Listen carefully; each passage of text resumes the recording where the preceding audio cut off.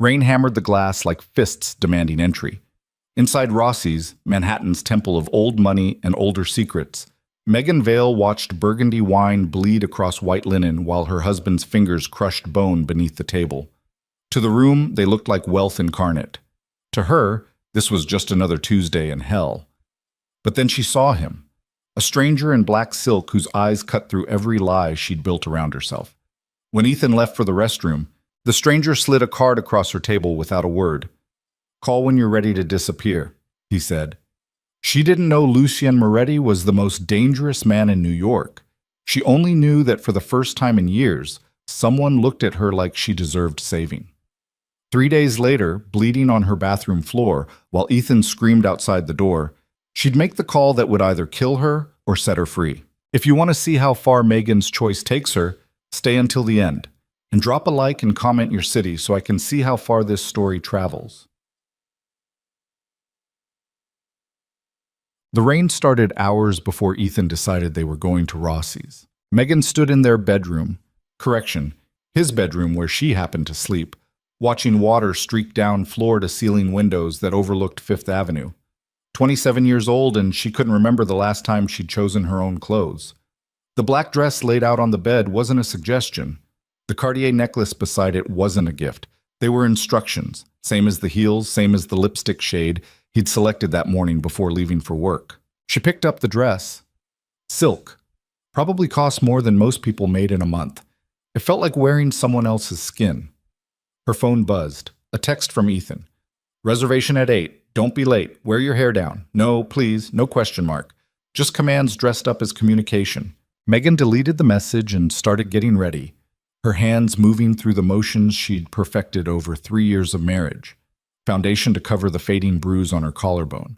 Concealer under her eyes where sleep had stopped visiting months ago. Hair straightened, sprayed, shaped into the version of herself that made Ethan smile for cameras and colleagues. The bathroom mirror reflected someone she didn't recognize anymore. She used to have opinions, used to laugh loud enough that people turned to look, used to stay up until 3 in the morning reading novels in French just because she could. Her parents, both literature professors who'd died in a car accident her senior year of college, had raised her to think critically, speak freely, exist loudly. Ethan had spent 3 years teaching her to do the opposite. "You're too sensitive. You're remembering it wrong. Nobody else sees it that way. I'm trying to help you. Why do you always make me the bad guy?" The words had worked better than chains. By the time his hands started leaving marks, Megan had already been trained not to trust her own reality. She finished her makeup and checked the time. 7:15. Ethan would be home soon, already irritated about something that happened at work, already looking for ways to remind her that everything she had, this apartment, her credit cards, her phone, her existence, belonged to him. The front door opened with the particular heaviness that meant he was in a mood. "Megan?" His voice carried that edge, the one that made her stomach clench. "Getting ready?" she called back, forcing brightness into her tone. "Almost done?" She heard him moving through the apartment, probably pouring whiskey, definitely running through the list of things she'd failed to do correctly today. The wrong brand of coffee, the dry cleaning she forgot to pick up, the text she took too long to answer. Ethan appeared in the bathroom doorway. 41. Handsome in the way powerful men often are. Sharp jaw, expensive haircut, eyes that could switch from warm to glacial in a heartbeat. He wore a charcoal Tom Ford suit that probably cost $6,000. Behind him, the apartment stretched out like a museum. Sterile, beautiful, cold. He looked her over the way you'd inspect livestock. "The dress fits well," he said. "Not you look beautiful. Just observation, assessment. We're meeting the Harrisons tonight. Victor's considering me for senior partner. I need you to be charming." "Of course," Megan said. Her reflection smiled in the mirror. The woman behind her eyes stayed silent. "And Megan?" Ethan stepped closer. His hand found the back of her neck, thumb pressing against her spine, just hard enough to be a warning. "Don't drink too much. Last month you embarrassed me at the Chen dinner." She'd had 2 glasses of wine, had laughed at someone's joke. Ethan decided it was too loud. "I won't," she whispered. His grip tightened briefly, a promise, not a threat, then released. "Good girl. Car's downstairs in 20 minutes. He left. Megan gripped the marble counter until her knuckles went white, counting breaths the way her therapist had taught her before Ethan decided therapy was making her paranoid and cut off her access to the insurance cards. 1, 2, 3, 4. At breath 7, she opened her eyes and finished getting ready. Rossi's occupied the ground floor of a building older than the stock market crash. All dark wood and brass fixtures and waiters who moved like they'd signed NDAs. The clientele didn't just have money, they had the kind of wealth that didn't need to announce itself. Old families, new empires, the type of people who owned senators the way other people owned summer homes. Ethan guided Megan through the entrance with a hand on her lower back that looked affectionate but pressed hard enough to steer. The maitre d' recognized him immediately. "Mr. Mercer, wonderful to see you. Your table is ready." They were led to a corner booth with a view of the rain-soaked street. Soft jazz played beneath the murmur of conversations worth millions. Crystal caught candlelight and threw it back in fractured rainbows. Megan slid into her seat, arranging her face into the pleasant mask she wore in public. Ethan ordered for both of them without asking what she wanted. She'd stopped expecting him to ask years ago. "The Harrisons will be here in 15 minutes, Ethan said, checking his Patek Philippe. "Victor's wife is a gossip. Be friendly, but don't tell her anything real. And for fuck's sake, don't mention your parents again. Nobody wants to hear about dead professors." The words landed like a backhand. Megan's parents had been her entire world, brilliant, loving, chaotic, in the way academics often are. Their deaths had shattered something inside her that hadn't fully healed when she met Ethan 6 months later. He'd seemed safe then, stable, the kind of man who could hold the broken pieces of her together. She hadn't realized he was just collecting the pieces so she'd be too scattered to leave. "I won't bring them up," she said quietly. Ethan's expression softened into something almost approximating affection. He reached across the table and took her hand, thumb rubbing small circles on her wrist. To anyone watching, it looked tender. His grip was just tight enough to bruise. "I know I'm hard on you sometimes," he said, voice low and intimate. "But it's because I care. You don't always see how the world works, Megan. People take advantage of women like you. Soft, naive, too trusting. I'm protecting you." There it was. The poison wrapped in concern. The abuse dressed up as devotion.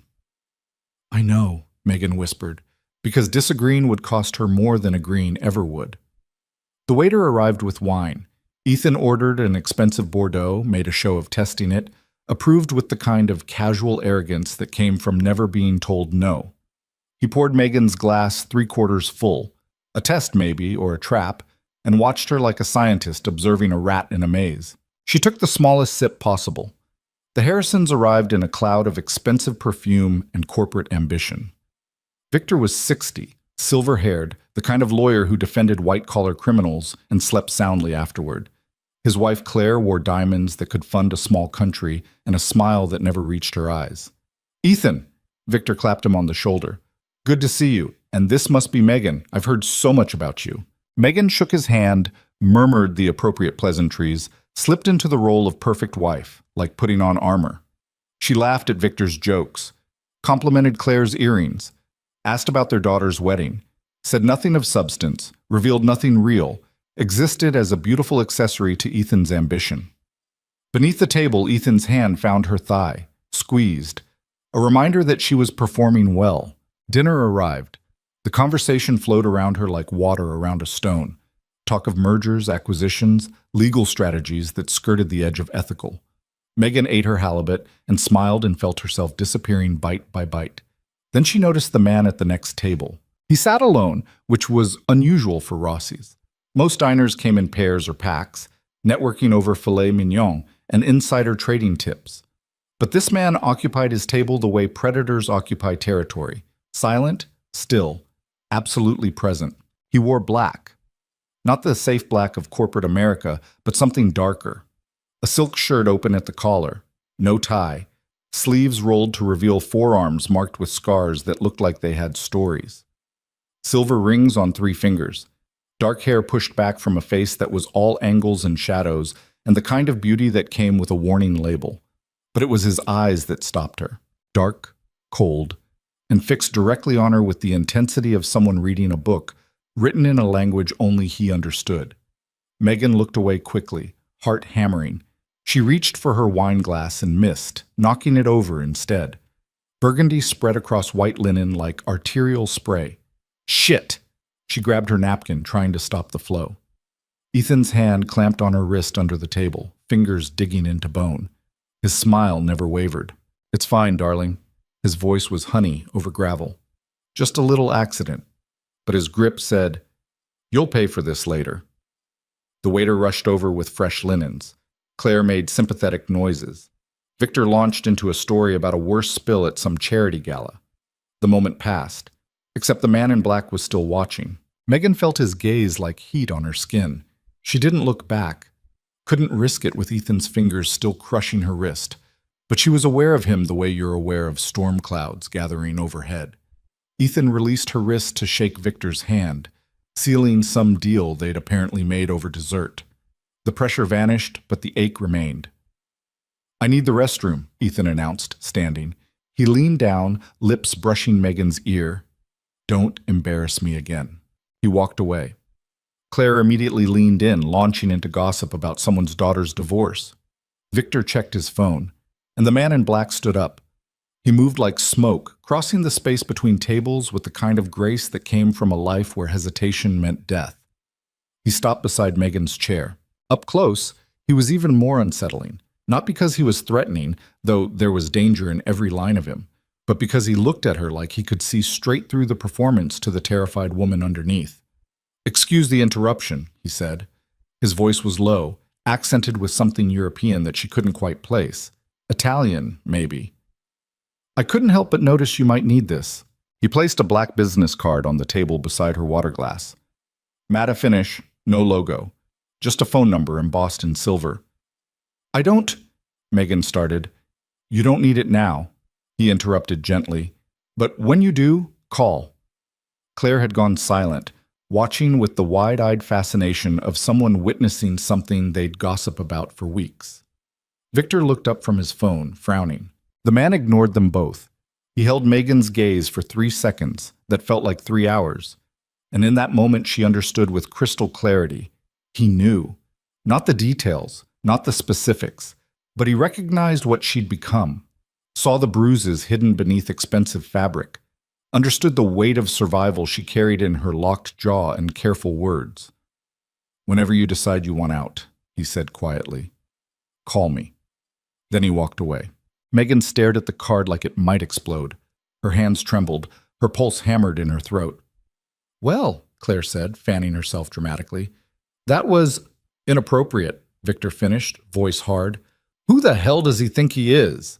But Megan barely heard them. She picked up the card with shaking fingers and slid it into her clutch before Ethan returned. The man was already gone, his table empty. No trace he'd ever been there except the piece of paper burning a hole through her purse and the strange, terrifying feeling blooming in her chest. Hope. Ethan was silent on the drive home. That was worse than yelling. Megan sat in the back of the town car, watching rain stream across tinted windows, and tried to read his mood. He stared at his phone, jaw tight, scrolling through emails with the kind of focused intensity that meant someone had pissed him off. The car pulled up to their building. The doorman rushed out with an umbrella. Ethan didn't wait for him, just strode into the lobby with Megan trailing behind like a shadow. The elevator ride lasted 43 seconds. She counted every one. They entered the apartment. Ethan tossed his keys on the entry table hard enough to make them skitter. Who was he? Megan's stomach dropped. Who? Don't play stupid. Ethan turned to face her, and there it was, the thing he hid from the world. Rage, pure and simple and terrifying. The man who gave you his number at dinner. I don't know, Megan said truthfully. He just what? Decided you looked like you needed saving? Ethan laughed, but there was nothing funny in it. Let me guess, you smiled at him earlier, gave him the wrong impression, made him think you were available. I didn't. Where's the card? What? The business card he gave you. Where is it? Megan's mind raced. I threw it away. At the restaurant. I didn't want... Ethan's hand shot out and grabbed her purse, yanking it from her shoulder hard enough to break the strap. He dumped the contents on the marble floor. Lipstick, compact, wallet, keys, the black card. He picked it up, studied it. His expression went from angry to something much worse. "No name," he said softly. "Just a number." "You know what kind of man gives a married woman a card like this, Megan?" She stayed silent. "The kind who thinks he can take what belongs to someone else." Ethan's voice dropped to a whisper. "The kind who thinks you're weak enough to need rescuing." "I'm not." "You're not what?" He stepped closer. "Not thinking about calling him? Not wondering what would happen if you did? Not already planning how to betray me?" "Ethan, please." His hand caught her face, not a slap, but a grip, fingers digging into her jaw, thumb pressing against her cheekbone hard enough to leave marks. "I have given you everything," he hissed. "A home, a life, my fucking name. And this is how you repay me? By entertaining some stranger's attention?" "I didn't ask for it," Megan whispered. Tears burned behind her eyes, but she refused to let them fall. Crying only made it worse. You never ask for anything. That's your problem. You just take and give nothing back. He released her face, shoved her backward. She caught herself against the wall. "You're pathetic. No wonder your parents died. Probably couldn't stand watching what you became." The words hit harder than his hands ever could. Megan felt something crack inside her. Not break. She'd been breaking for years, but finally, violently crack. A fault line forming in the foundation of her fear. "Get out of my sight," Ethan said, already turning away. "And if I ever catch you with another man's number again, you'll regret it." He walked to his study and slammed the door. Megan stood in the hallway, trembling. She waited until she heard him pour a drink, settle into his chair, start typing angry emails to whoever had upset him at work. Then she gathered the contents of her purse with shaking hands, picked up the black card, and walked to the bedroom. She locked the bathroom door, sat on the floor, stared at the embossed silver numbers. Her phone was in her hand before she fully realized she'd pulled it out. She could call, right now, this second. But what would she say? "A stranger gave me his number and I'm married to a monster? Please save me from the life I'm too weak to escape?" No. Megan put the phone down, folded the card, hid it in the bottom of her makeup drawer beneath foundations and concealers and all the other things she used to cover up the truth. Not yet. But the card's existence changed something, proved that someone outside this gilded cage could see her, really see her. She just had to survive long enough to be ready. 3 days passed.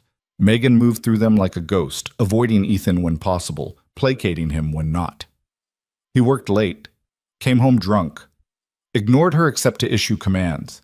She researched the phone number online, found nothing. Searched for black business cards with silver numbers, found thousands. Tried to remember every detail of the man's face and came up empty except for those eyes, those cold, knowing eyes. On the third night, Ethan came home early.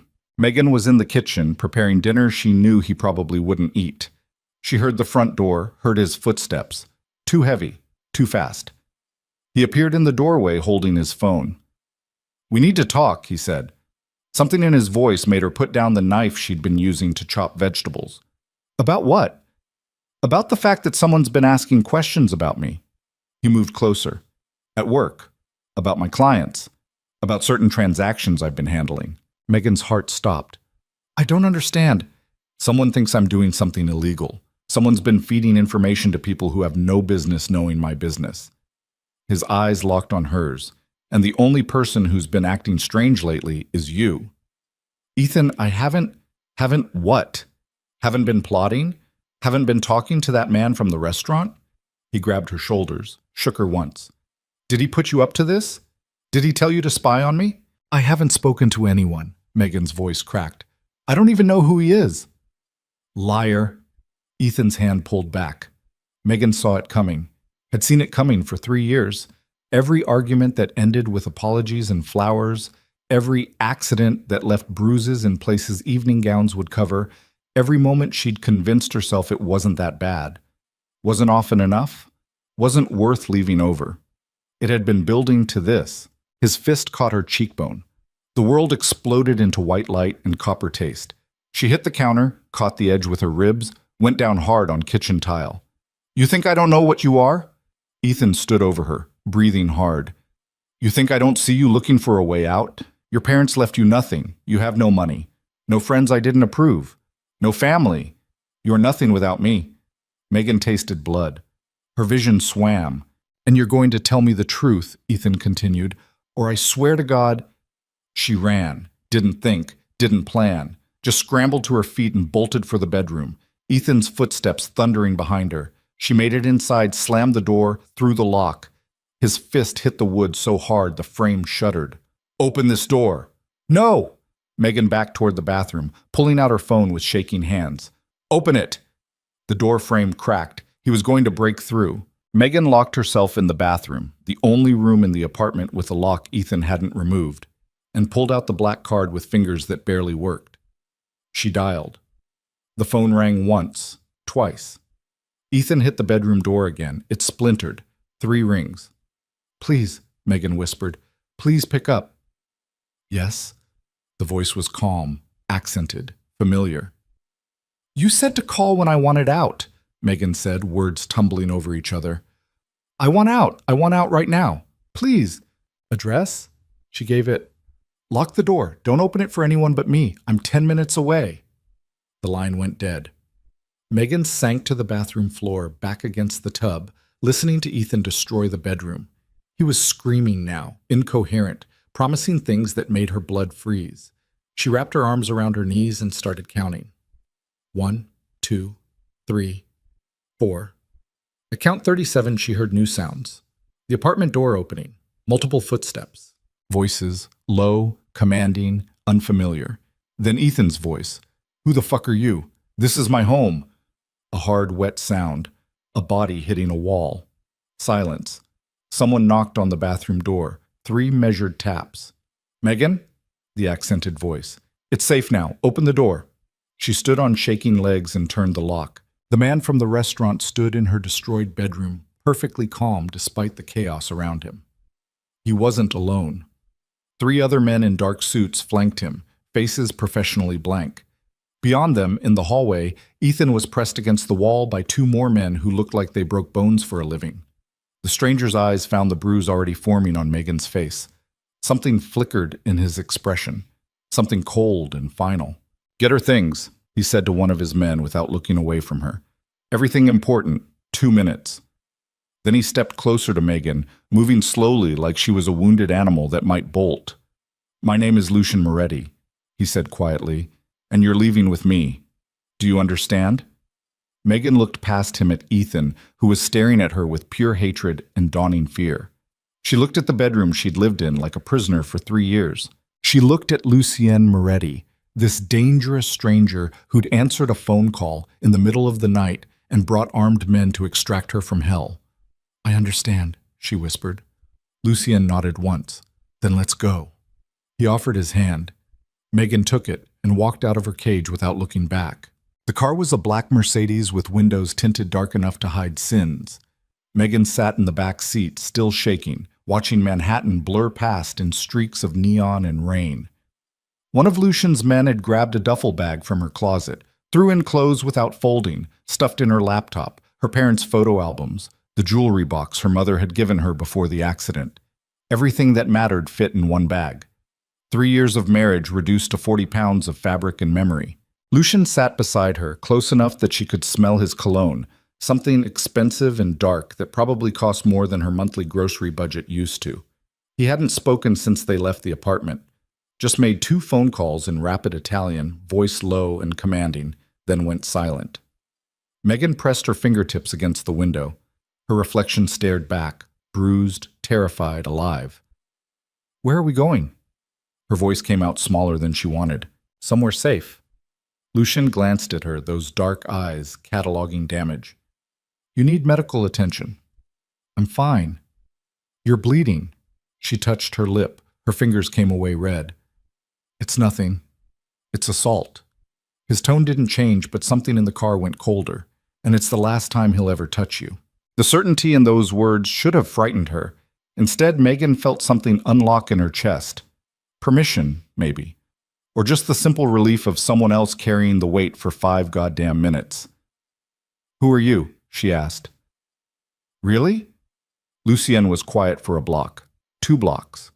Then, someone who knows what men like your husband are capable of. Someone who stops them. That's not an answer. It's the only one you need tonight. The car turned down a side street, pulled into an underground garage beneath a building that looked like it housed hedge funds and corporate law firms.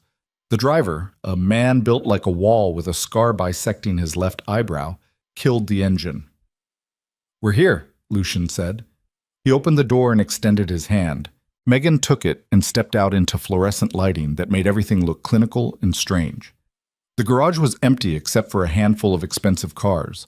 No cameras that she could see. No witnesses. For half a second, a voice in her head, Ethan's voice because he'd lived there so long she couldn't evict him, whispered, "You don't know this man. He could kill you down here and nobody would ever know." But the voice was wrong, because if Lucien Moretti wanted her dead, she'd already be dead. "This way." He guided her toward an elevator with his hand hovering near her lower back, close enough to be protective, far enough to give her space, like he understood that being touched right now might shatter her completely. The elevator opened. They stepped inside. Lucien pressed the button for the 23rd floor. As the doors slid shut, Megan caught sight of herself in the mirrored walls. Expensive black dress torn at the shoulder, hair wild, makeup smeared. She looked like the aftermath of a car crash. "I must look insane," she muttered. "You look like someone who fought back." The elevator climbed. Megan's ears popped. "What happened to Ethan?" she asked. "Your men, they didn't kill him?" "No." Lucien's jaw tightened. "Though I wanted to." "Then what?" "He's handcuffed to his own radiator, very sober and very aware that if he calls the police, I have enough evidence of his embezzlement from the Russo organization to put him in federal prison for 20 years. Megan blinked. "What?" "Your husband doesn't just work for a law firm, Megan. He launders money for the Russian mob. Has been for 3 years. The same 3 years you've been married." Lucien studied her reaction. "You didn't know." It wasn't a question. "No," Megan whispered. But pieces were clicking together now. The late nights, the cash payments, the violent paranoia about people asking questions. "How do you know?" Lucien's smile was blade thin. "Because I make it my business to know everything about the Russos and the people who work for them." The elevator stopped. The doors opened onto a private hallway with exactly one door. Lucien led her inside. The penthouse was everything their Fifth Avenue apartment pretended to be. Actual wealth, not the desperate performance of it. Floor-to-ceiling windows overlooking the city, furniture that looked comfortable instead of expensive. Art on the walls that someone had chosen because they liked it, not because it increased property value. "Sit," Lucien said, gesturing to a leather sofa. "I'll get the first aid kit." He disappeared down a hallway. Megan sank onto the couch, exhausted down to her bones. Her ribs ached where she'd hit the counter, her face throbbed, her hands wouldn't stop shaking. Lucien returned with a black medical bag and a bottle of whiskey. He poured 2 fingers into a crystal glass and handed it to her. "Drink." She did. The burn felt good, real. He sat beside her and opened the kit, pulling out antiseptic and gauze with the efficiency of someone who'd done this before. "May I?" Megan nodded. His hands were gentle. He cleaned the split in her lip, the scrape on her cheekbone, worked with the quiet focus of a man who understood that touch could heal or destroy depending on intention. When he finished, he sat back. "You should see a doctor tomorrow. Get x-rays. Make sure nothing's broken." "I've had worse," Megan said, then immediately regretted it because the look on Lucien's face turned murderous. "How long?" His voice was very quiet. "How long has he been hurting you?" She wanted to lie, wanted to minimize, excuse, explain. Ethan's voice in her head, "It's not that bad. You're too sensitive. Other women have it worse." But sitting here in this stranger's penthouse, bleeding into his gauze, something in her just stopped pretending. "Since the first year," she said. "Small things at first, pushing, grabbing, then bigger things, but only when I deserved it." "You didn't deserve it. You don't know that." "Yes, I do." Lucien's eyes held hers. "No one deserves that. Ever." Megan felt her throat close. She looked away, blinking hard. "Why did you help me? You don't know me. I'm nobody." You're not nobody. I'm a stranger who spilled wine at a restaurant. You're a woman who was being hurt by a man who thought he owned you. Lucien set down the antiseptic. I've seen that look before. The one you had at dinner, like you were disappearing in real time. And you just decided to save me? I decided to offer you a choice. His voice was steel wrapped in silk. You're the one who called. They sat in silence. Rain hammered the windows. The city glowed beyond the glass like a circuit board, a million lives burning bright and desperate. What happens now? Megan asked. Now you sleep. Tomorrow we figure out the rest. I don't have anywhere to go. No money. Ethan controls everything. You can stay here. She laughed, sharp and bitter. I can't just move into a stranger's penthouse. Why not? Because, she gestured helplessly, because people don't do that. Because you don't know me. Because this is insane. So was staying married to a man who beat you? The words hit like a slap. True and ugly and impossible to argue with. Megan stood, suddenly needing distance.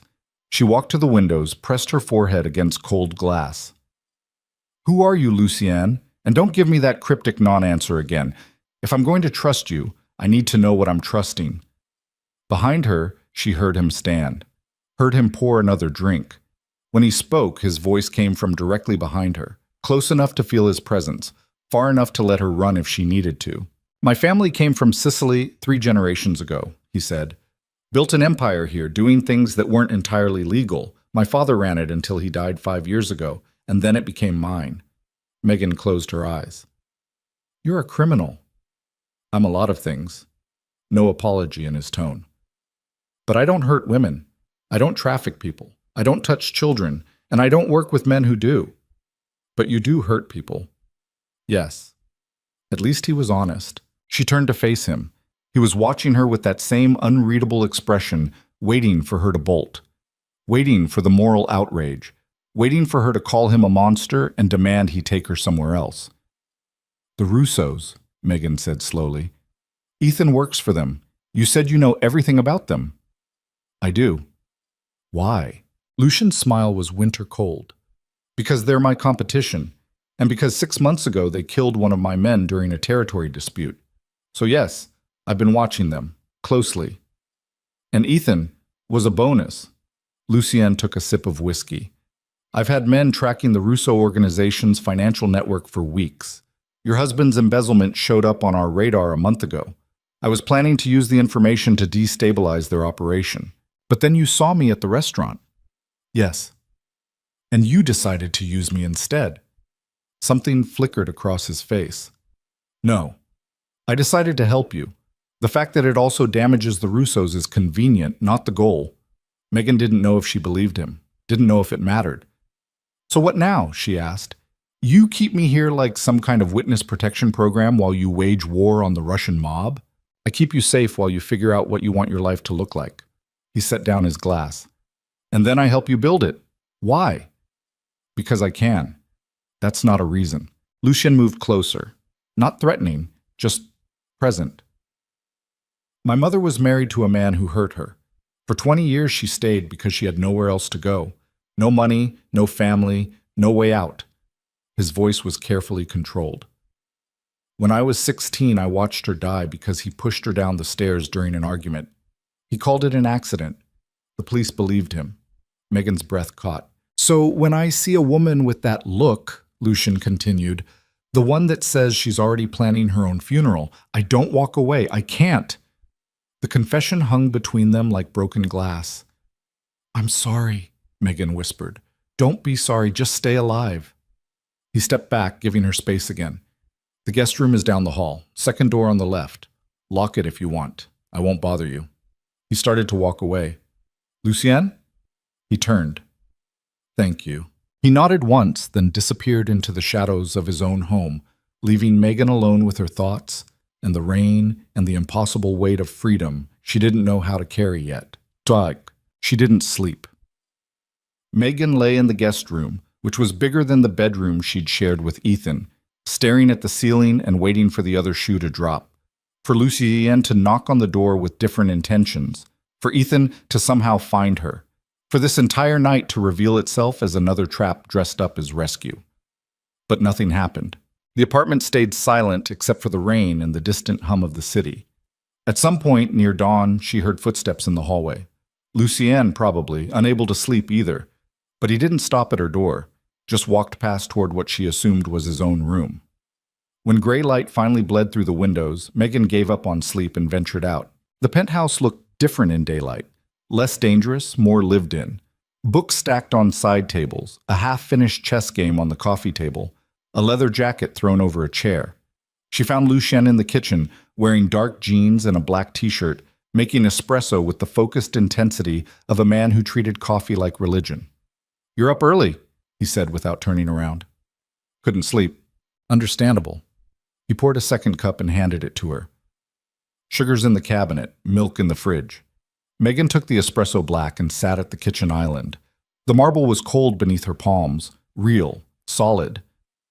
"I need to go back to the apartment," she said. "There are things I need already handled." Lucien pulled out his phone, scrolled, showed her a photo. "My men went back this morning, got the rest of your clothes, your documents, anything that looked important." The photo showed her closet, mostly empty now. "What about Ethan?" "Gone when they arrived. Probably ran to his bosses at the Russo organization." Lucien pocketed his phone. "Which means you're officially a target." The words settled like ice in her stomach. "What?" "The Russos don't like loose ends. You were married to one of their money launderers. You know things, even if you don't realize you know them." He met her eyes. "They'll come looking for you, to silence you or use you as leverage against Ethan. Either way, it's not good." Megan set down her espresso before her shaking hands could spill it. "So what am I supposed to do? Hide here forever?" "No. We make you untouchable." "How?" "By making it clear you're under my protection." Lucien's expression was carved granite. "And the Russos know better than to touch what's mine." The possessiveness in that statement should have frightened her. Maybe it did, but mostly it just felt like the first real safety she'd known in years. "I'm not yours," Megan said quietly. "No," Lucien agreed, "but they don't know that." Her phone, the one Ethan had paid for, monitored, controlled, buzzed on the counter. She'd left it there last night, too scared to look at it. Now she picked it up. 43 missed calls. All from Ethan. 67 text messages. She opened them with hands that barely worked. The first few were apologies. "Baby, I'm sorry. I didn't mean it. Please, come home." Then anger. "You stupid bitch. You think you can just leave? You think anyone else will want you?" Then threats. "I'll find you. I'll make you regret this. You're nothing without me." And finally, this morning, "They're coming for you, the people I work for. They know you left. They think you're talking to the feds. Whatever that man promised you, it's a lie. Come home and I can protect you. Please." Megan read the last message 3 times. Her hands went numb. "He's right," she whispered. "They're coming." Lucien plucked the phone from her fingers, read the messages, then calmly walked to the sink and dropped it in. Turned on the garbage disposal. The phone's death rattle lasted 5 seconds. "New rule," he said over the grinding noise. "No contact with Ethan. Not ever. He doesn't get to know where you are, or who you're with, or whether you're scared." "But no." Lucien turned off the disposal. "He's a coward trying to manipulate you into running back to him. And even if the Russos are looking for you, they won't find you. Not here." "How can you be sure?" "Because this building is owned by a shell corporation I control. The security is ex-military, and anyone who tries to get to you has to go through me first." His eyes were dark promises. "I've been at war with the Russos for months. You're not the weakness they think you are. You're the reason I'm going to destroy them." The certainty in his voice should have been comforting. Instead, it made Megan realize she'd traded one dangerous man for another. The only difference was this one asked permission before making decisions. "I need air," she said abruptly. I can't just sit here waiting to be hunted." Lucien studied her for a long moment. Then, "Get dressed. I'll take you somewhere." 20 minutes later, they were in the back of another black car. Different driver, same tinted windows, sliding through Manhattan traffic toward God knows where. Megan wore jeans and a sweater from the bag Lucien's men had grabbed. Simple clothes. comfortable. Hers. Where are we going? She asked. You'll see. They ended up in Brooklyn, outside a narrow bookstore that looked like it had been transplanted from another century. Hand-painted sign, warped wooden door, windows stacked with so many books you couldn't see inside. Lucienne opened her door. Come on! The bookstore smelled like old paper and coffee and something indefinable that Megan's soul recognized as home. Shelves stretched toward the ceiling, crammed with spines in every language. A cat, orange, fat, supremely unbothered, slept on the front counter. Lucienne! An elderly woman emerged from the back, arms outstretched. She was tiny, white-haired, wearing a cardigan that had seen better decades. I wasn't expecting you today. Angela. Lucienne bent to kiss her cheek. I brought someone who needs saving. Angela turned sharp eyes on Megan, took in the bruises, the haunted expression, the way she held herself like someone expecting the next blow. Oh, sweetheart, she said softly. Then to Lucienne, third floor, poetry section. Nobody will bother her there. Lucienne guided Megan toward a narrow staircase. They climbed past fiction, past history, past philosophy, until they reached a dusty third floor that smelled like forgotten stories and possibility. Sit, Lucienne said, gesturing to a worn armchair by the window. Read, hide, whatever you need. Megan sank into the chair. You're leaving? I have business, but I'll be back in 3 hours. He handed her a different phone. New, sleek, no history. My number's programmed in. You need anything? Call. Why are you doing this? Because you need to remember who you were before he made you forget. Lucienne's expression softened almost imperceptibly. And bookstores are good for that. Then he was gone. Megan sat alone, surrounded by poetry she hadn't read in years, listening to rain tap against the window, and for the first time since her parents died, she let herself cry. Not silent tears, not hidden grief, full, ugly, gasping sobs that emptied her out and left her raw and clean. When she finally stopped, she pulled a book from the nearest shelf. Pablo Neruda, 20 love poems and a song of despair, her mother's favorite. Megan opened to a random page and started reading, and slowly, word by word, began remembering what it felt like to be human. Deep. 3 hours later, Lucienne returned to find her curled in the armchair with a stack of books and an expression that looked less shattered. Better? He asked. Getting there. She stood, reluctant to leave. Can we come back? Whenever you want. The drive back to the penthouse was quiet, comfortable almost, like they'd reached some unspoken understanding, but when they arrived, 2 men in dark suits were waiting in the lobby. Lucienne's entire demeanor changed, went from relaxed to lethal in the space of a heartbeat. Stay behind me, he said quietly. The men approached. One was tall, blonde, looked like he'd been carved from ice. The other was shorter, dark-haired, with eyes that missed nothing. Lucienne, the blonde one said, we need to talk. Marco, not a good time. It's about the Russos. Marco's gaze flicked to Megan. And your new house guest. Lucien's jaw tightened. Upstairs. Now. They rode the elevator in tense silence. Megan's heart hammered against her ribs. These men worked for Lucienne. She could tell by the way they deferred to him, but that didn't make them safe. Inside the penthouse, Lucienne gestured for Megan to sit. She did, perched on the edge of the sofa like a bird ready to fly. Talk, Lucienne said to Marco. The Russos know you have her. Ethan Mercer showed up at one of their fronts this morning, bleeding and scared, told them his wife ran off with you. Marco's expression was grim. They're putting a price on her head. 50,000 to whoever brings her in alive. The room went very cold. They think she's cooperating with the feds, the dark-haired man added. Think Mercer was going to turn witness, and she's part of it. She's not, Lucienne said flatly. Doesn't matter what's true. Matters what they believe. Marco looked at Megan again, not unkindly. You're a dead woman walking unless Lucienne can convince them otherwise. Megan's throat closed. How does he do that? By making them more afraid of him than they are of the feds, Marco said, which means escalation, which means war. No. Megan stood, shaking her head. No, I'm not worth that. I'm not worth people dying. You don't get to decide your worth. Lucian's voice cut through her panic. They made this move. I'm finishing it. By doing what? Killing people? Starting a gang war over a woman you met 4 days ago? Yes. The single word hung in the air like a blade. Megan stared at him, at this man who'd saved her, sheltered her, given her books and coffee, and the first taste of freedom she'd known in years.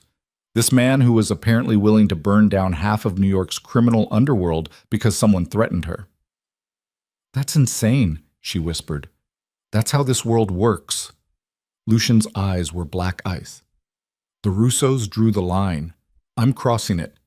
And when I'm done, they'll know that touching you means dying. I didn't ask for this. You called me.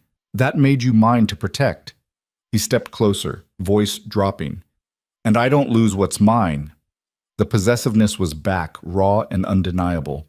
Megan should have run, should have demanded he take her to the police, witness protection, anywhere but here.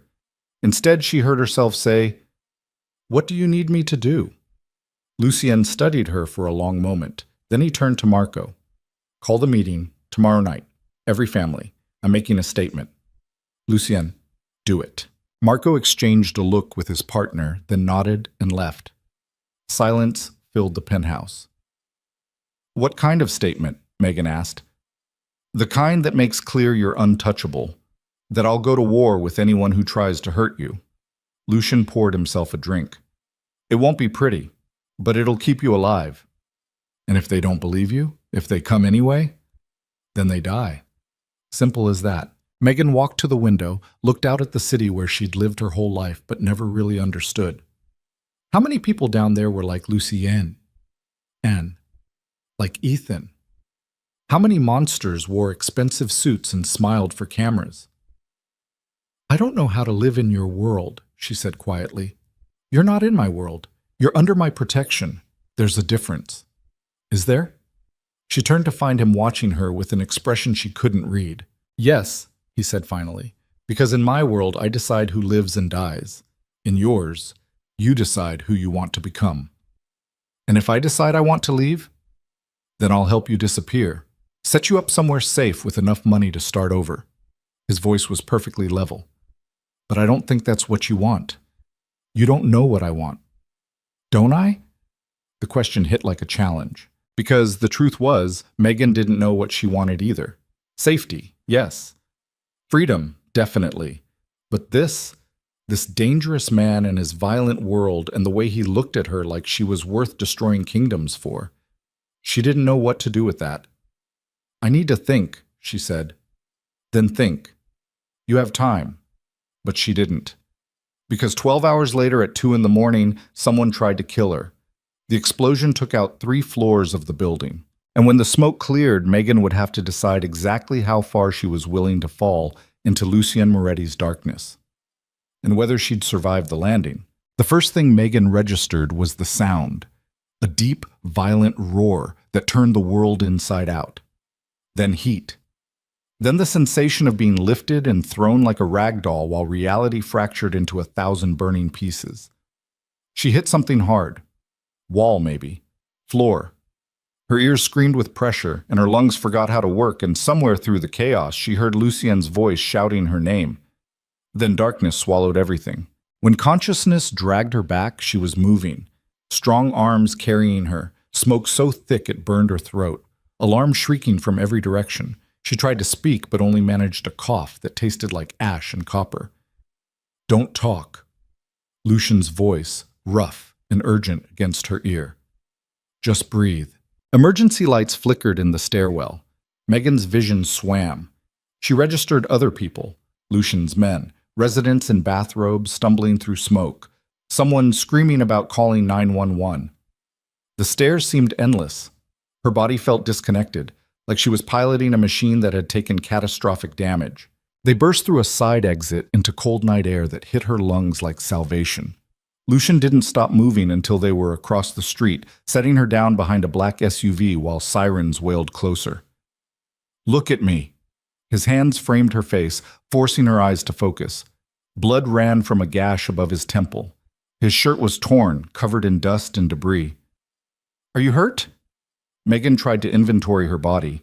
Everything ached, but nothing felt broken. I don't, I don't know. Lucian's hands moved over her with clinical efficiency, checking for injuries. When he seemed satisfied she wasn't dying, he pulled out his phone and barked orders in Italian. Around them, the building bled smoke into the sky. Fire trucks arrived, police cordoned off the street. Chaos bloomed in every direction. Marco appeared out of the smoke, limping but alive. 20th floor, car bomb triggered remotely. Professional job. Casualties? Lucian's voice was ice. 3 dead. Building security and a resident, 12 injured. Marco's eyes found Megan. You were the target. Explosives were placed directly below your guest room. The words penetrated slowly.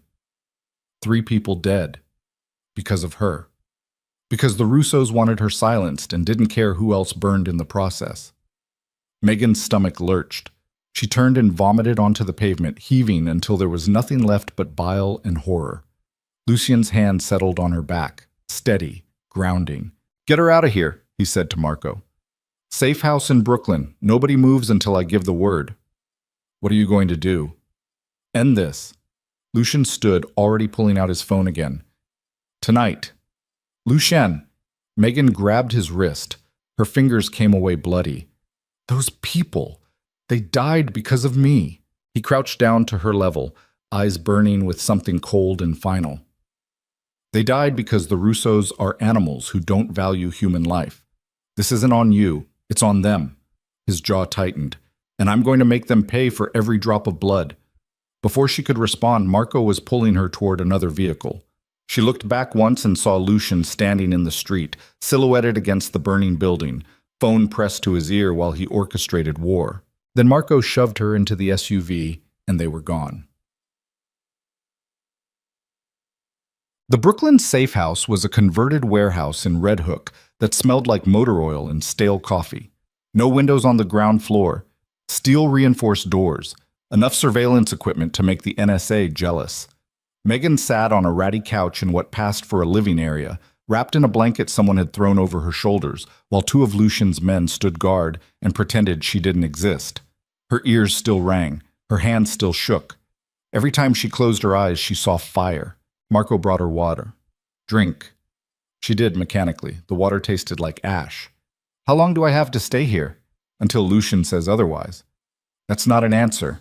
Marco's expression softened fractionally. You want the truth? The Russos just declared open war. They tried to kill you in a building full of civilians. That kind of move means they're desperate or stupid, and desperate criminals do desperate things. He sat down across from her. You're not safe anywhere except where Lucien can control the variables. So I'm a prisoner. You're alive. Marco's tone was flat. 3 people downstairs aren't. I'd call that a win. The words hit like a physical blow. Megan pulled the blanket tighter around herself, suddenly freezing despite the warehouse's industrial heating. Who were they? The people who died? Does it matter?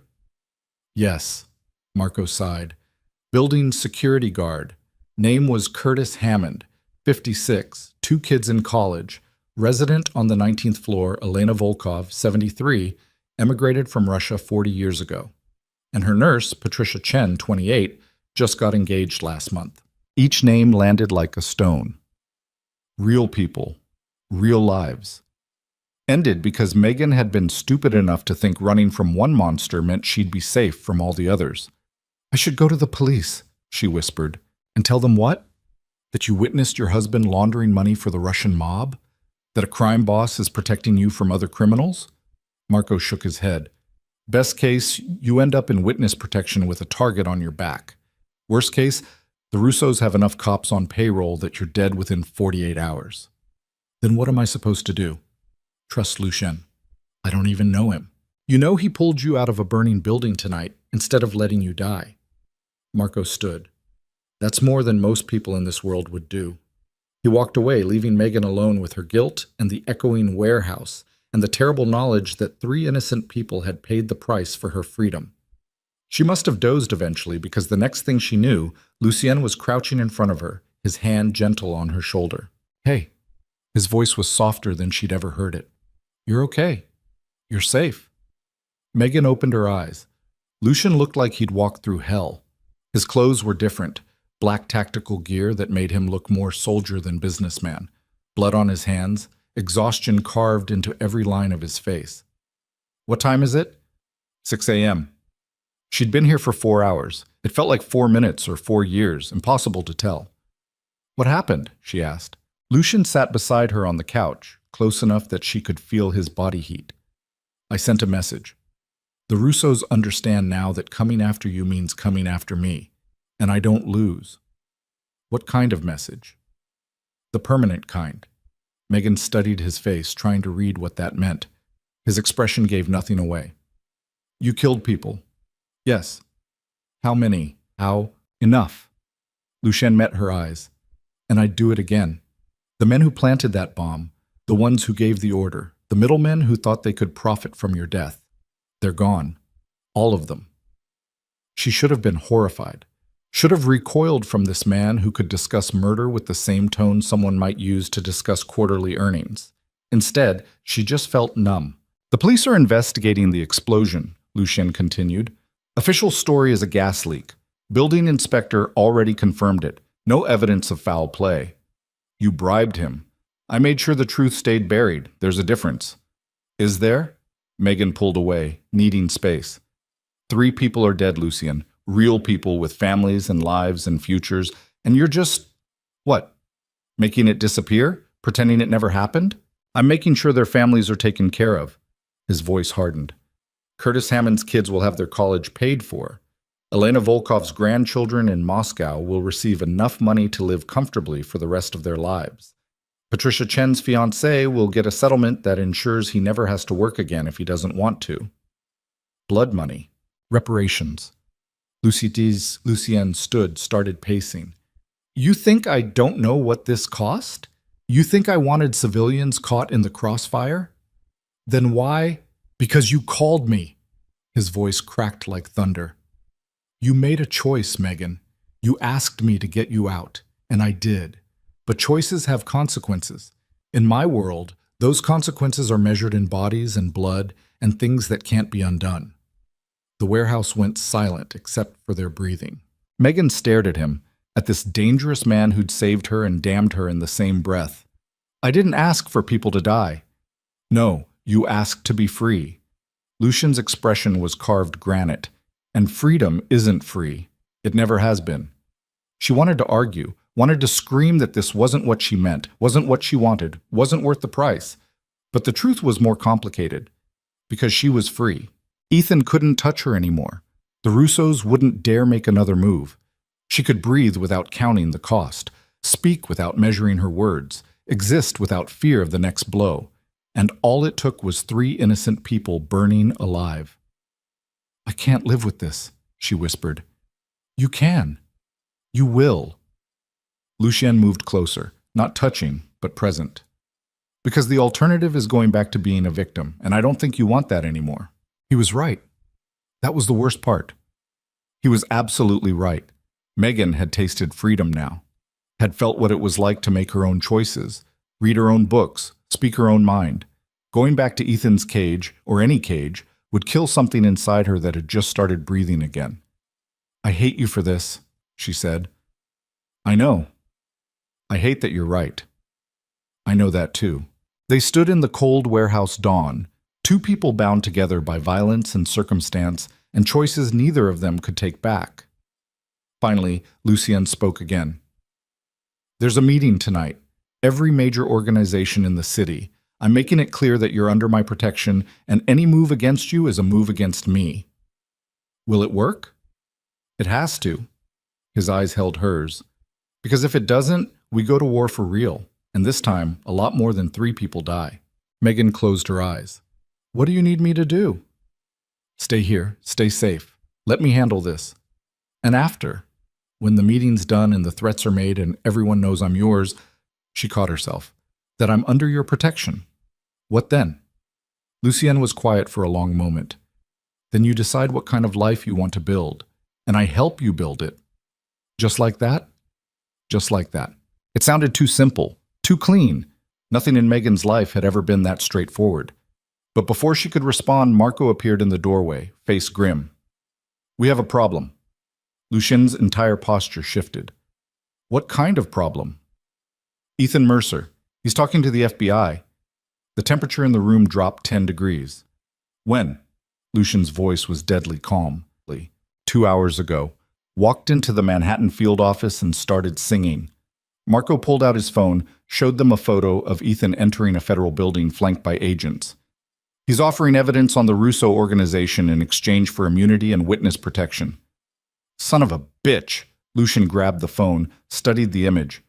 What does he know? Enough to bring down their entire financial network.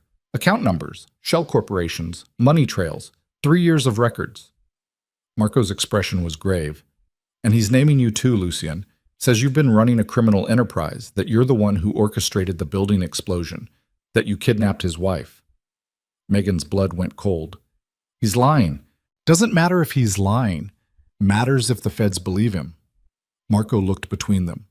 They're building a RICO case.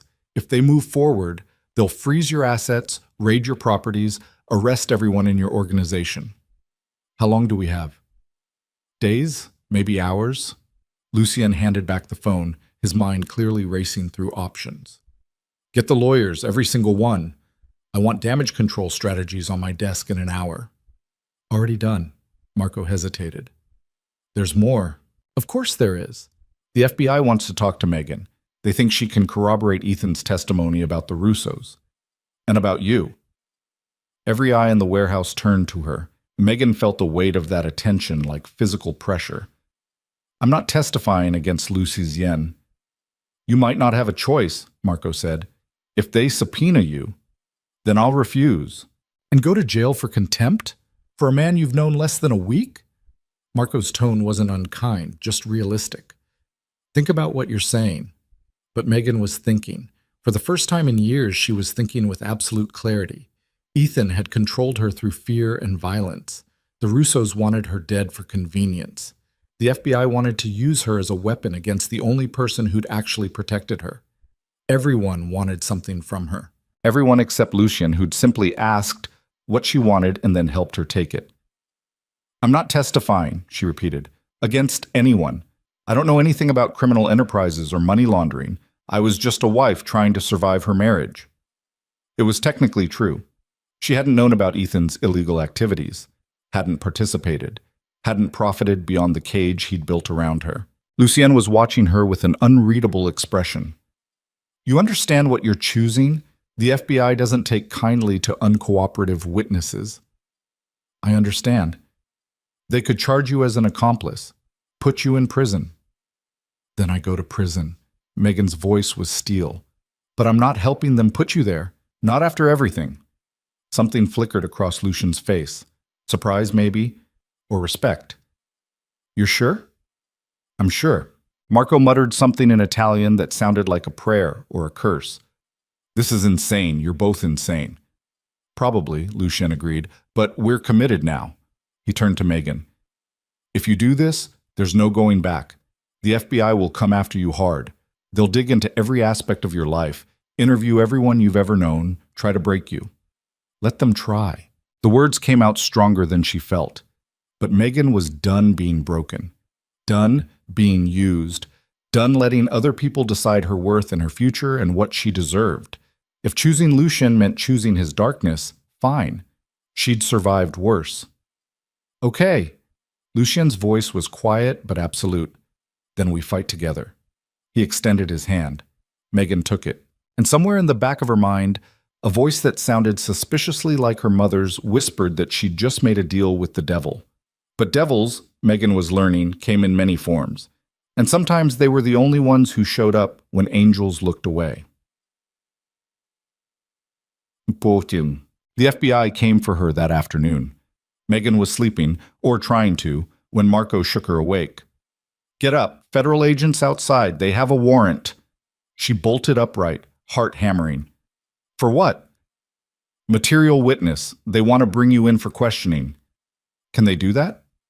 They just did. Marco handed her a jacket. Lucien's already on the phone with the lawyers. They'll meet you at the field office. Don't say anything without representation present. Where's Lucien? Dealing with his own problems. The feds raided 3 of his properties this morning. Marco's expression was grim. This is a coordinated strike. Someone high up wants both of you off the board. Megan pulled on the jacket with shaking hands. Through the warehouse windows, she could see black SUVs blocking the street. Men in FBI windbreakers taking positions. What do I do? Exactly what you told Lucian you'd do. Stay quiet. Don't give them anything. Marco gripped her shoulder. And remember, they're trying to scare you into cooperating. Don't let them. The door burst open. 5 federal agents, weapons drawn, flooded into the warehouse. Megan Mercer? The lead agent was a woman in her 40s with sharp eyes and sharper instincts. I'm Special Agent Reeves. You're coming with us. On what grounds? Material witness to ongoing criminal investigations. You can come voluntarily, or we can arrest you for obstruction. Your choice. Not much of a choice. Megan raised her hands. I'll come voluntarily. They cuffed her anyway. The ride to the Manhattan field office was silent, except for the crackle of radio chatter. Megan stared out the window at the city sliding past. Her city? The one she'd lived in her whole life, but suddenly felt like foreign territory. At the federal building, they processed her like a criminal. Fingerprints, photos, paperwork. Then they put her in an interrogation room with a steel table, 2 chairs, and a mirror that definitely had people watching behind it. Agent Reeves entered 20 minutes later with a file folder and a recorder. Thank you for your cooperation, Mrs. Mercer. It's Ms. Vale. Megan's voice was steady. I haven't used my married name in days. Right. Reeves sat down, opened the folder. Ms. Vale, I'm going to ask you some questions about your husband, Ethan Mercer, and about Lucien Moretti. But first, I want you to understand something. You're not in trouble. We know you're a victim here. A victim. Your husband abused you. We have hospital records showing you sought treatment for injuries on 3 separate occasions over the past 2 years. Injuries you claimed were accidents. Reeves pushed photos across the table. Emergency room intake forms. Megan's own face, bruised and swollen from a night she'd tried to forget.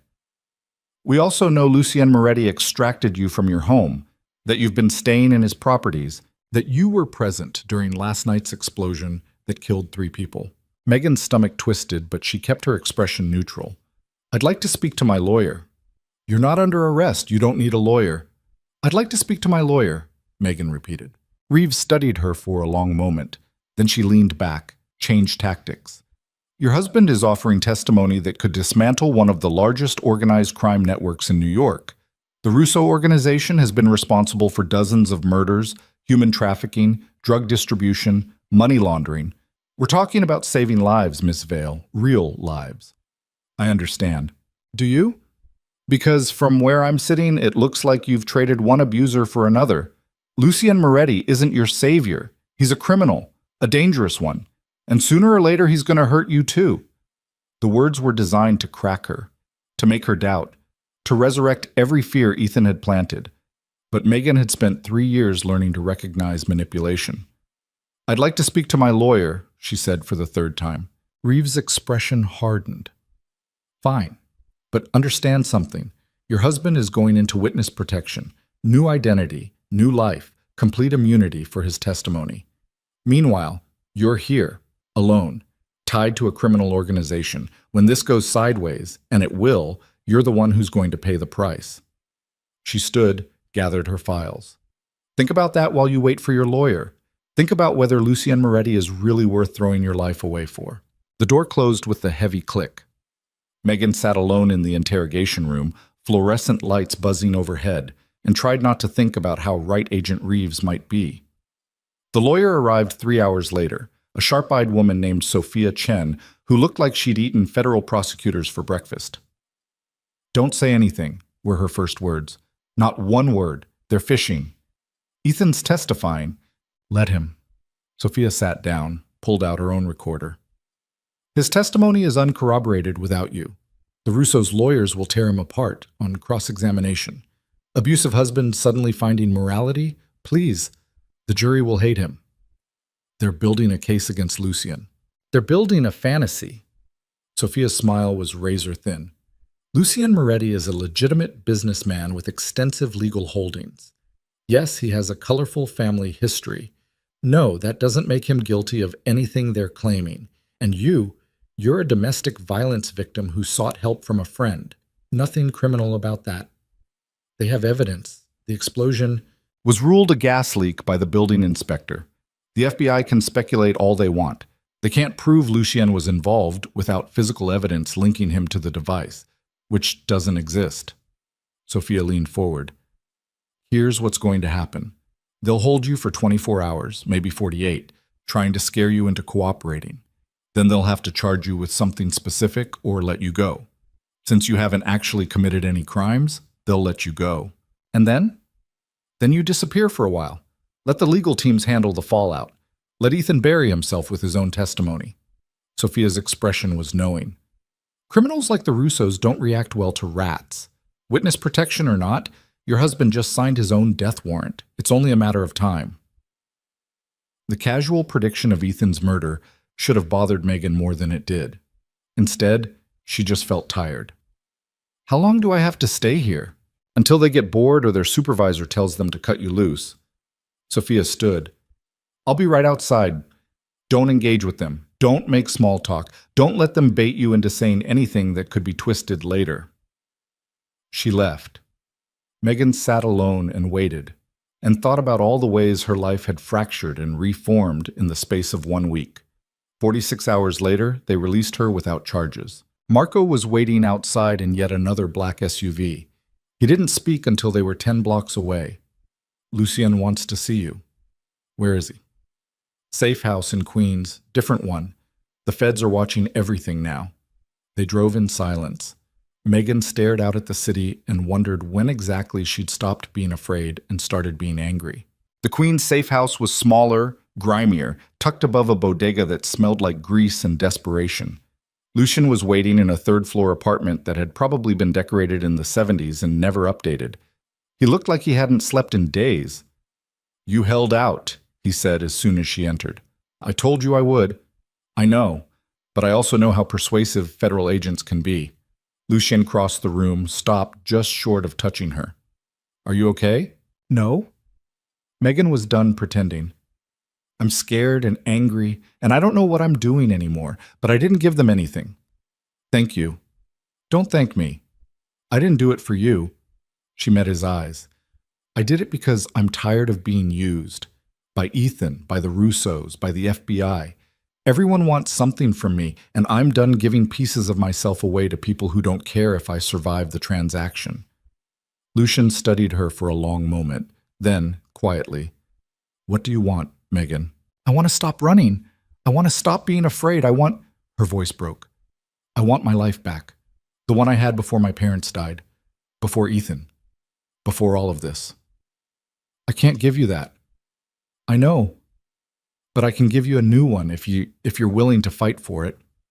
Megan looked at this dangerous man who'd pulled her from fire twice now, who'd killed for her, who'd asked nothing in return except that she choose herself.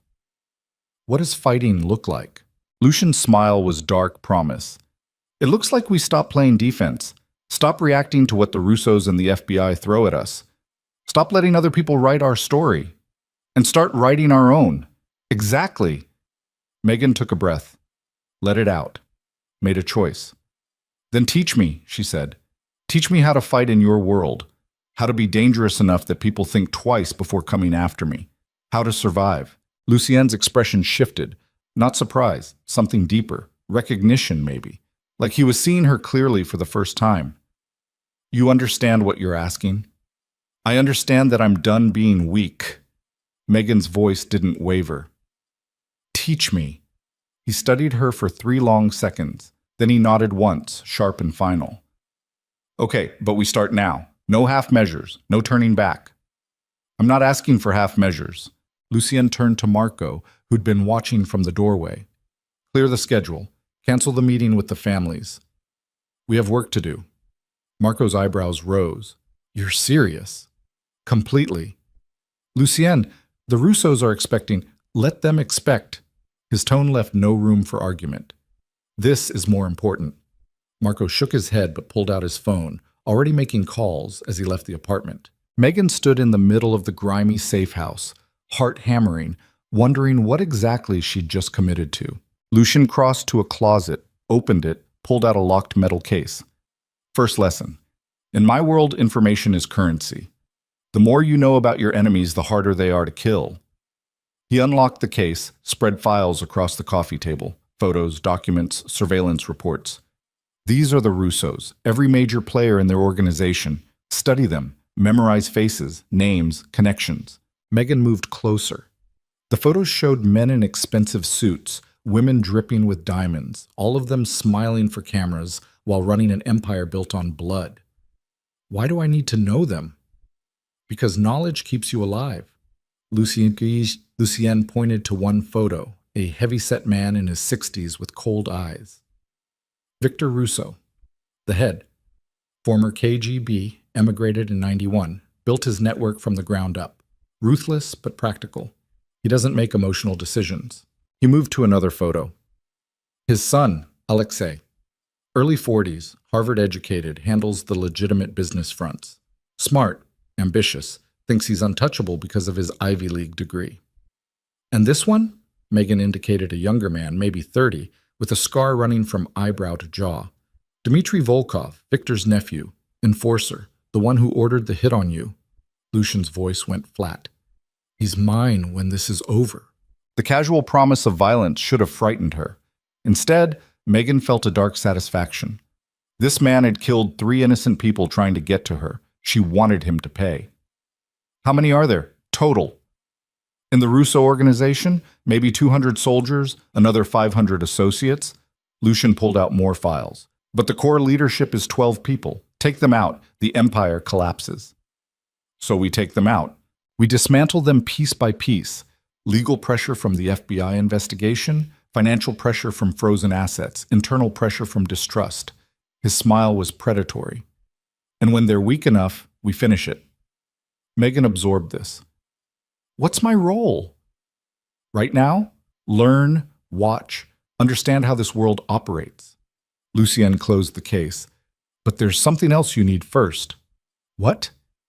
How to protect yourself when I'm not there. He led her to the bedroom. Bare mattress, single window, nothing that suggested anyone actually lived here. From under the bed, he pulled out another case.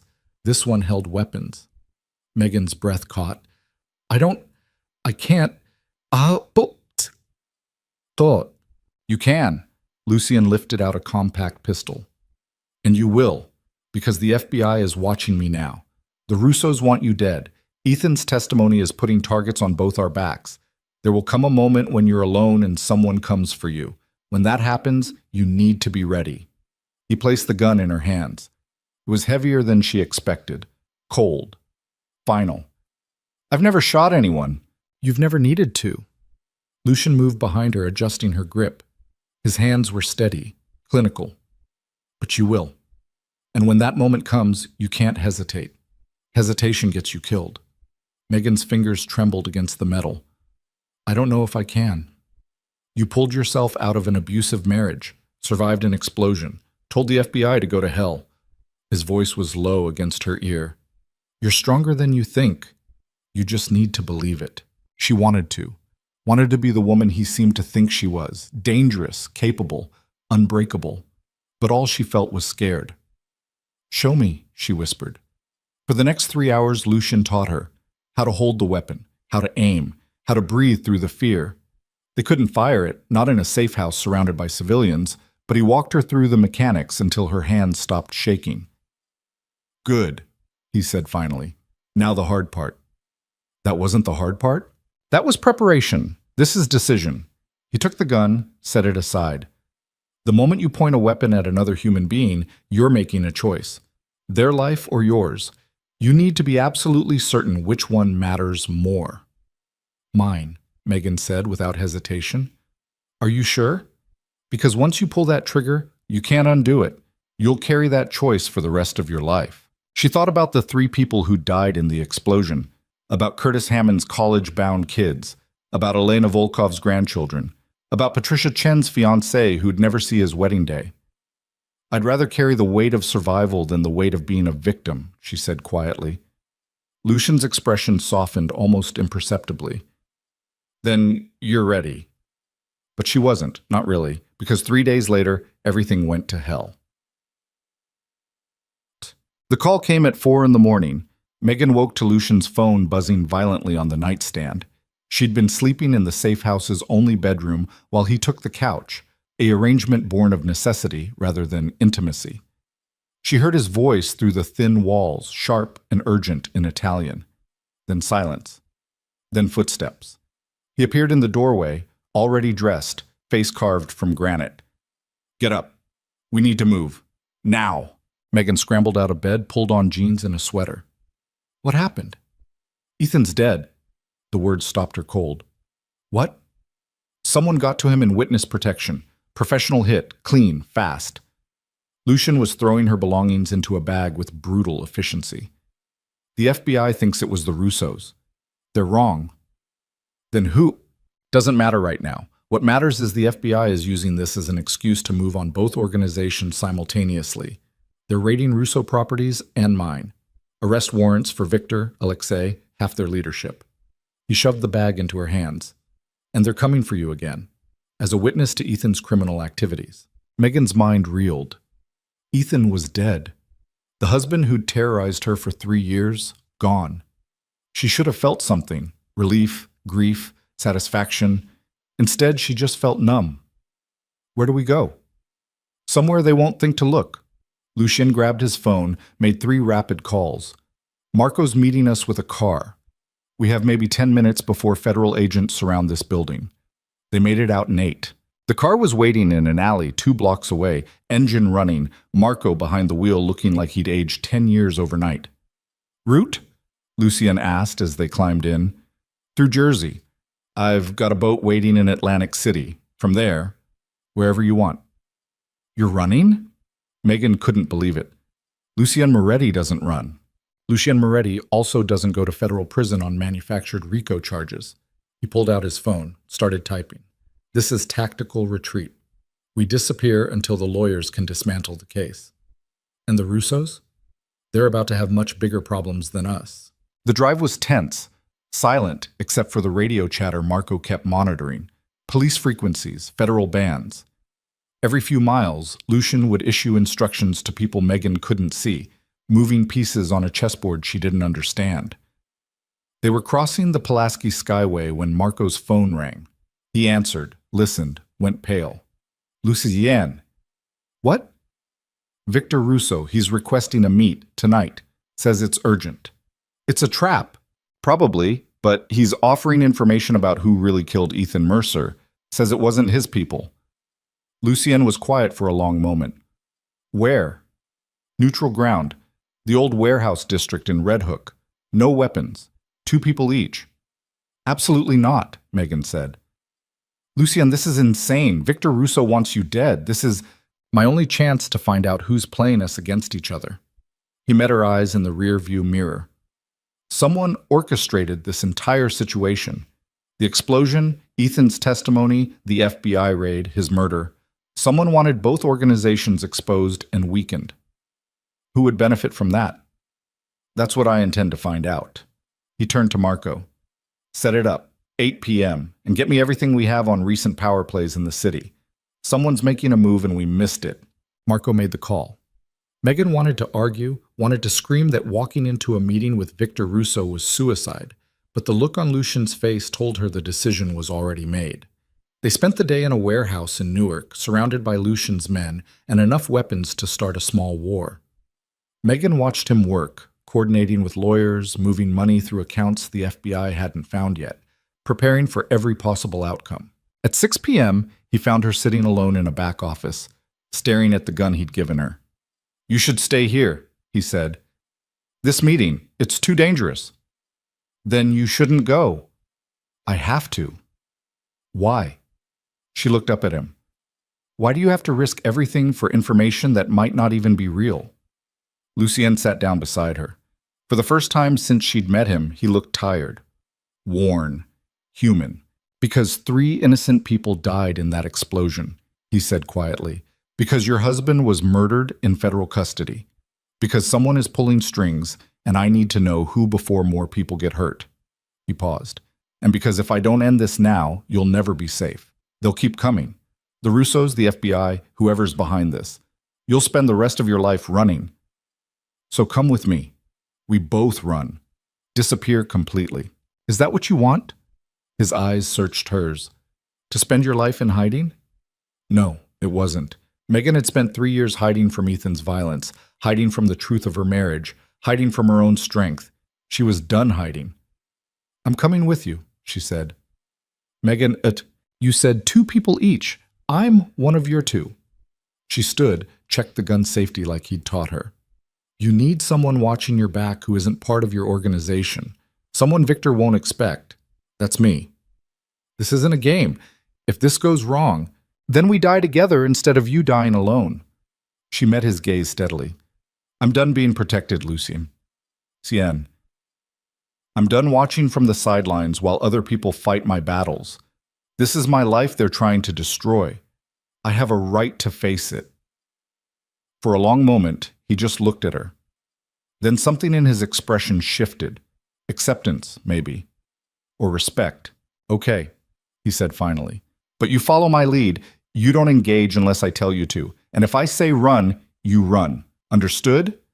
Understood. He stood, offered his hand. Then let's finish this. Shades. Red Hook at night looked like the end of the world. The warehouse district was all crumbling brick and broken windows. Industry that had died decades ago, leaving nothing but ghosts and rust. Marco pulled the car into a lot beside a building that might have been a shipping depot once. Now it was just empty space and shadows. Victor Russo's car was already there. Black Mercedes, tinted windows, 2 men standing guard. Lucien checked his watch. 8 p.m. exactly. Ready? He asked Megan. She nodded, not trusting her voice. They got out. The night air was cold, tasting of salt water and decay. Megan's hand drifted toward the gun hidden beneath her jacket. Lucien's hand on her wrist stopped her. Not yet, he said quietly. They crossed the lot. The guards patted them down with brutal efficiency, found the weapons, confiscated them. No weapons, one said in a thick Russian accent. Boss's orders. So they were going in unarmed. Perfect. The warehouse interior was vast and empty except for a single light hanging from the ceiling, illuminating a space where Victor Russo stood waiting. He was older than his photos suggested. 70, maybe. Gray hair, expensive suit, eyes that had seen empires rise and fall. Beside him stood Dmitry Volkov, the enforcer, the one who'd ordered Megan's death, her hands clenched into fists.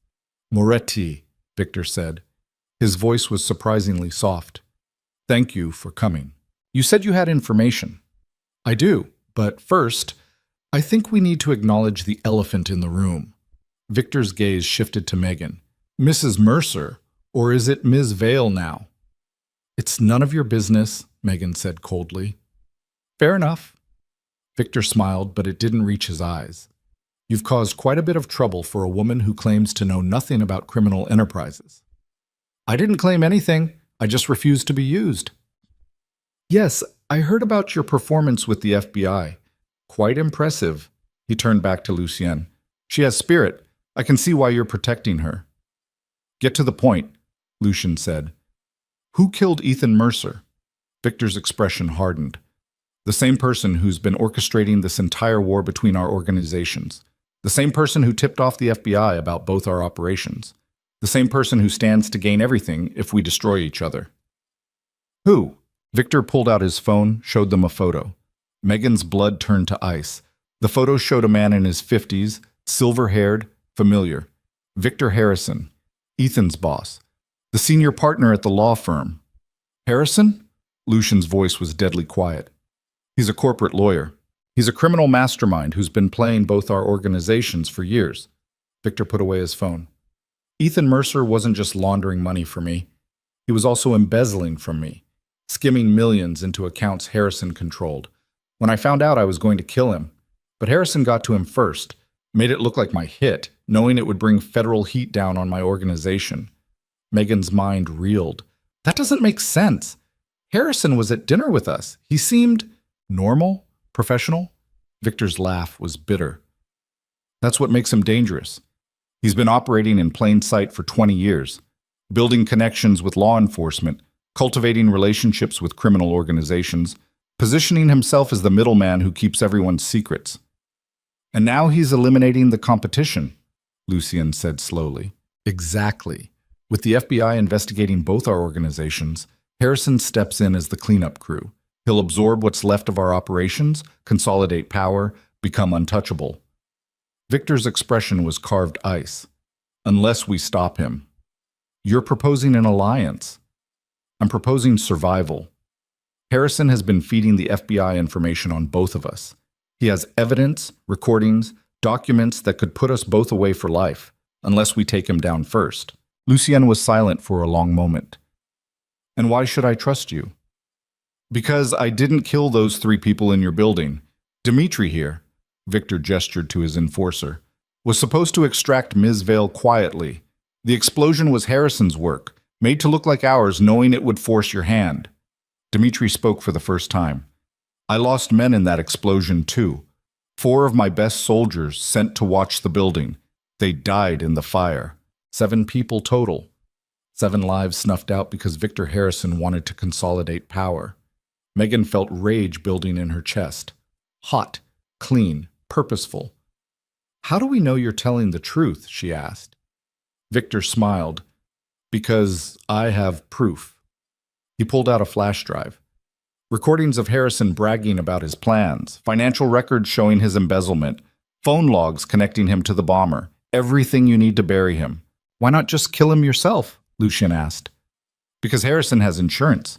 Documents that go public if anything happens to him. He's made himself essential to too many powerful people. Victor's expression was grim. But you have access to the FBI, through Ms. Vale here. She can deliver this evidence. Let the feds do the dirty work. No, Megan said immediately. I'm not working with the FBI. Then Harrison wins, and we all lose. Victor stepped closer. I know what he did to you. Ethan told me before he died, told me how Harrison encouraged him to marry you, to control you, to use you as cover for his criminal activities. You were part of his plan from the beginning. The words hit like physical blows. Her marriage, her abuse, everything she'd suffered. Harrison had orchestrated it?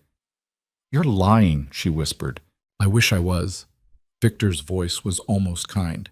But Harrison needed Ethan to look stable, legitimate. A wife made him look trustworthy. Your parents' deaths gave him the perfect opportunity, a vulnerable young woman desperate for stability.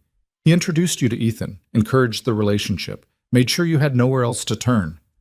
Megan's legs almost gave out. Lucien's hand on her arm kept her upright. Why? Her voice broke. Why me? Because you were alone, controllable, the perfect cover. Victor's expression was unreadable. And because Harrison is a monster who doesn't see people as human, just tools to be used and discarded. Lucien took the flash drive. If this is a trap, then we all die. But it's not. Harrison is the enemy here, not each other. Victor extended his hand. Temporary truce. Until he's buried. Lucien studied the offered hand for a long moment. Then he shook it. Temporary, he agreed. And when this is over, we settle our own accounts. Fair enough. They were turning to leave when the warehouse lights exploded. Gunfire erupted from every direction. Muzzle flashes lit the darkness like lightning. Dimitri went down first, 3 shots to the chest. Victor dove behind a support beam. Lucien grabbed Megan, dragged her behind a concrete pillar as bullets chewed up the floor where they'd been standing. Harrison! Victor shouted over the gunfire. The bastard knew we'd meet. More shots. Marco's voice on the radio. Lucien, we're pinned outside. 8 shooters, professional grade. This wasn't a trap for one of them. It was a trap for all of them. Harrison wanted everyone dead.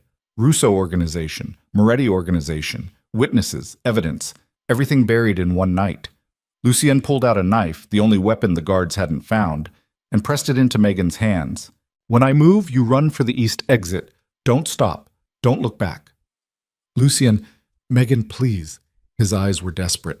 I can't fight if I'm worried about you. Run. She wanted to argue, wanted to stay, wanted to be brave enough to fight beside him, but she was also smart enough to know she'd only get them both killed. Don't die, she whispered, not planning on it. He kissed her then, hard and fast and tasting like goodbye. Then he was gone, moving through the shadows like smoke while gunfire tore apart the warehouse. Megan ran. She made it 20 feet before someone stepped out of the darkness in front of her. Victor Harrison. holding a gun, smiling like this was all going exactly as planned. "Hello, Megan," he said pleasantly.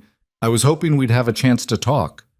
Behind her, the warehouse burned, and Megan realized she was about to find out if she really was as strong as Lucian believed, or if she'd die proving herself wrong. Megan stared at Victor Harrison across 5 feet of concrete and smoke, her hand gripping the knife Lucian had given her so hard her knuckles went white.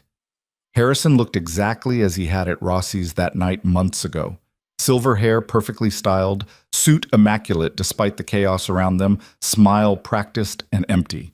Like orchestrating mass murder was just another Tuesday. "You set this up," Megan said. Her voice was steadier than she felt.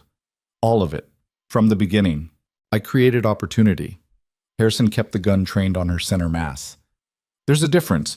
Your parents' death was unfortunate, but convenient. You needed stability. Ethan needed legitimacy. I simply introduced 2 people who could help each other." "He beat me." "Yes, regrettable." Harrison's tone suggested he was discussing bad weather. "But necessary. You had to be controllable. Ethan understood that. He played his role adequately until he got greedy." Behind them, gunfire continued, shouts in Italian and Russian. The warehouse was coming apart. "Why?" Megan's fingers adjusted on the knife handle. "Why go through all this trouble? Because empires aren't built by following rules, my dear. They're built by controlling the people who break them." Harrison gestured with his free hand. "I've spent 20 years positioning myself as the indispensable middleman. The Russos need me to clean their money. The Morettis need me to navigate legal complexities. The FBI needs me as an informant. Everyone needs Victor Harrison." "So you decided to eliminate the competition." "I decided to consolidate power. With Victor and Lucien destroying each other, I step in to pick up the pieces, absorb their operations, become the only game in town." His smile widened. "And you, the tragic widow caught in the crossfire, you were supposed to die in that explosion. A loose end tied up neatly." "But I survived." You did, which created complications. Harrison's expression hardened. "But I'm a pragmatic man. I can still salvage this. Victor dies here tonight, blamed for the ambush. Lucien dies defending you. You die tragically in the crossfire. The FBI finds evidence implicating both organizations, and I emerge as the cooperative witness who helps them close the case. Except Victor already gave Lucien evidence, recordings, financial records, everything you've done." Harrison laughed. "That flash drive is blank, sweetheart. Victor thought he was being clever, but I've owned his IT infrastructure for 3 years. Every piece of evidence he collected was fed to him by me. Useless." The words hit like ice water. Victor had walked into this meeting with nothing. They'd all walked into a death trap believing they were finally ahead of Harrison's machinations. But they'd never been ahead. Not while once. "You can't win," Megan said desperately. "There are witnesses. Marco, Lucien's men outside, are being eliminated as we speak by professionals I hired months ago." Harrison checked his watch. "In approximately 3 minutes, local police will receive an anonymous tip about a gang war in progress. They'll arrive to find bodies from 3 different criminal organizations. Case closed." He was right. He'd thought of everything, every angle, every contingency. Megan had one chance. One desperate, impossible chance. She had to keep him talking until Lucien could get to them. "What about Ethan?" she asked. "Did you really have him killed?" "I did. Poor bastard thought witness protection meant safety. Didn't realize I have federal marshals on my payroll." Harrison's expression was almost fond. "He served his purpose. Got you isolated, controlled, broken, made you the perfect victim for this narrative." "I was never broken. Weren't you?" Harrison tilted his head. "You called Lucien Moretti from a locked bathroom while your husband tried to beat down the door. You ran straight from one dangerous man to another because you didn't have the strength to save yourself. I had the strength to ask for help." "Semantics." Megan shifted her weight slightly, calculating distances. Harrison was maybe 6 feet away. Old, but his gun hand was steady. She'd have to be fast. Perfect. Lucky. "You know what I think?" she said quietly. "I think you're terrified." Harrison's smile faltered. "Excuse me? You've spent 20 years building this empire of secrets and leverage and control. But it's all fragile. One person stands up to you, one piece of evidence gets away, one witness refuses to cooperate, and everything collapses. Megan took a half step forward. That's why you're here personally instead of letting your hired killers do the work. Because you can't trust anyone else to finish it. Because deep down, you know you're not as untouchable as you pretend. Stay where you are. The gun came up higher. Or what? You'll shoot me? You're going to anyway. Another half step. At least have the courage to look me in the eyes when you do it. Stop hiding behind smiles and manipulation and other people's violence. Harrison's finger tightened on the trigger. Megan lunged, not at him, at the ground, dropping and rolling as the gunshot shattered the air where her chest had been. She came up fast, knife leading, and slashed at his gun hand. The blade connected. Harrison screamed, dropped the weapon. Megan kicked it away and backed up, knife raised, breathing hard. "You stupid bitch," Harrison snarled, clutching his bleeding hand. "You think this changes anything? You're still going to die here." "Maybe," Megan's voice was ice. "But you're dying with me." She moved forward. Harrison scrambled backward, fear finally cracking through his composed exterior. Then Lucien was there. He materialized from the smoke like a ghost, grabbed Harrison by the throat, and slammed him against a concrete pillar hard enough to crack bone. "Megan, are you hurt?" Lucien didn't take his eyes off Harrison. "I'm fine." "Good." His hand tightened. Harrison's face was turning purple. "This is for the 3 people who died in my building. For Curtis Hammond, for Elena Volkov, for Patricia Chen." "Lucia Chen," Megan's voice cut through his rage. "Don't!" He looked at her, surprise flickering across his face. "Not like this," she said quietly. "He doesn't get to die quick. He doesn't get to escape consequences." She picked up Harrison's dropped gun, checked the magazine. "He goes to the FBI. Alive. Talking. Destroying every connection he's built over 20 years. He'll make a deal. Walk away. Not if we give them everything." Megan pulled out her phone, the new one Lucien had given her.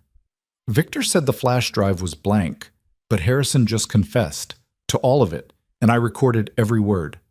She hit play. Harrison's voice filled the warehouse, clear and damning. "I created opportunity. Your parents' death was unfortunate but convenient." Harrison's expression went from pain to horror. You can't." "I can." Megan stopped the recording. "And I will. You wanted me broken and controllable. Instead, you taught me exactly how dangerous I could be when I stopped being afraid." Sirens wailed in the distance. Getting closer, Lucien released Harrison, let him drop to the ground, gasping. "Marco's bringing the car around. We have maybe 2 minutes before this place is swarming with cops." "Then we better move." Megan looked down at Harrison. "The FBI will find you here, bleeding, surrounded by evidence of your involvement, and they'll have my testimony, this recording, and Victor Russo's cooperation in exchange for reduced charges. You're done." "Victor's dead," Harrison spat. "I watched Dimitri take 3 bullets. I'm alive." Victor Russo emerged from behind a support beam, blood soaking his shoulder, but very much breathing. "And I'm very interested in making a deal with federal prosecutors, especially one that puts you in a cell for the rest of your miserable life." Harrison's face crumbled. All the confidence, the control, the carefully constructed persona shattered. "You can't do this," he whispered. "I'm untouchable. I have connections, leverage." "You have nothing," Lucien said coldly. "And now everyone knows it." They left him there. Outside, the warehouse district was chaos. Marco had the car running, engines screaming. Police lights strobed in the distance. Bodies littered the parking lot. Harrison's mercenaries mostly, taken down by the combined forces of Russo and Moretti soldiers working together for the first time in decades. Victor limped toward his own vehicle, supported by 2 of his men. He paused beside Lucien's car, met Megan's eyes through the window. "Thank you," he said simply. "For what?" "For being stronger than any of us expected." He smiled, tired and genuine. "My organization is finished. The FBI will dismantle what's left, but at least Harrison won't profit from it." He walked away into the smoke and sirens. Marco gunned the engine. They disappeared into the night while Red Hook burned behind them. The FBI came for Megan 3 days later. This time, she was ready. She met them in a conference room at the Manhattan field office with Sophia Chen beside her and a recording device on the table between them. Agent Reeves sat across from her, expression unreadable. Ms. Vale, thank you for agreeing to meet. I have information about Victor Harrison, Megan said without preamble, and about the criminal conspiracy he's been running for the past 20 years. Reeves' eyebrows rose. We're listening.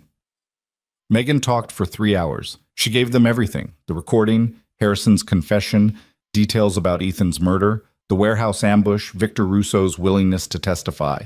She laid out the entire network Harrison had built, every connection he'd cultivated, every crime he'd orchestrated.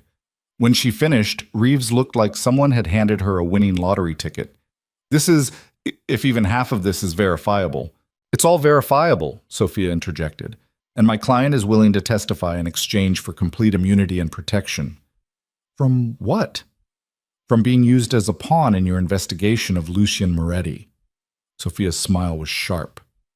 Ms. Vale was a victim of domestic abuse who sought help from a family friend. That's her story. That's the truth. Anything else is speculation. Reeves studied Megan for a long moment. You understand we could charge you with obstruction, conspiracy, association with known criminals. You could try, Megan agreed, or you could take the biggest case of your career and close it with my cooperation instead of my prosecution. The silence stretched. Finally, Reeves nodded. We'll need detailed statements, depositions, testimony before a grand jury. You'll have it. Megan stood. As long as we're clear that my cooperation ends with Victor Harrison and the evidence I've provided. Nothing else. No one else. Ms. Vale, those are my terms. Another long silence. Then Reeves extended her hand. Deal. They shook on it. Outside the federal building, Sophia turned to Megan with something that might have been respect. You just made a deal with the devil. I've made several lately, Megan said. I'm getting good at it. What happens now? Now I figure out what kind of life I want to build. She walked away from the FBI, from the deals and the testimony, and the weight of everything she'd survived, and got into the car where Lucien was waiting. He didn't ask how it went, just pulled into traffic and drove. They ended up at the Brooklyn bookstore, Angela's place, the one where Megan had remembered how to breathe. Why here? She asked. Because you need to remember who you are, Lucien said, before you decide what comes next. They climbed to the 3rd floor, sat in the poetry section surrounded by dust and forgotten words. Rain tapped against the windows. Harrison's in custody, Lucien said quietly, charged with conspiracy to commit murder, racketeering, obstruction of justice. 53 counts total. The DA says he'll die in prison. Good. Victor's cooperating. His organization is done. Most of his people are taking deals. And you? Lucien was quiet for a moment. The FBI doesn't have enough evidence to move on me. Thanks to you, but they're watching, waiting. I can't operate the way I used to. So what will you do? Go legitimate.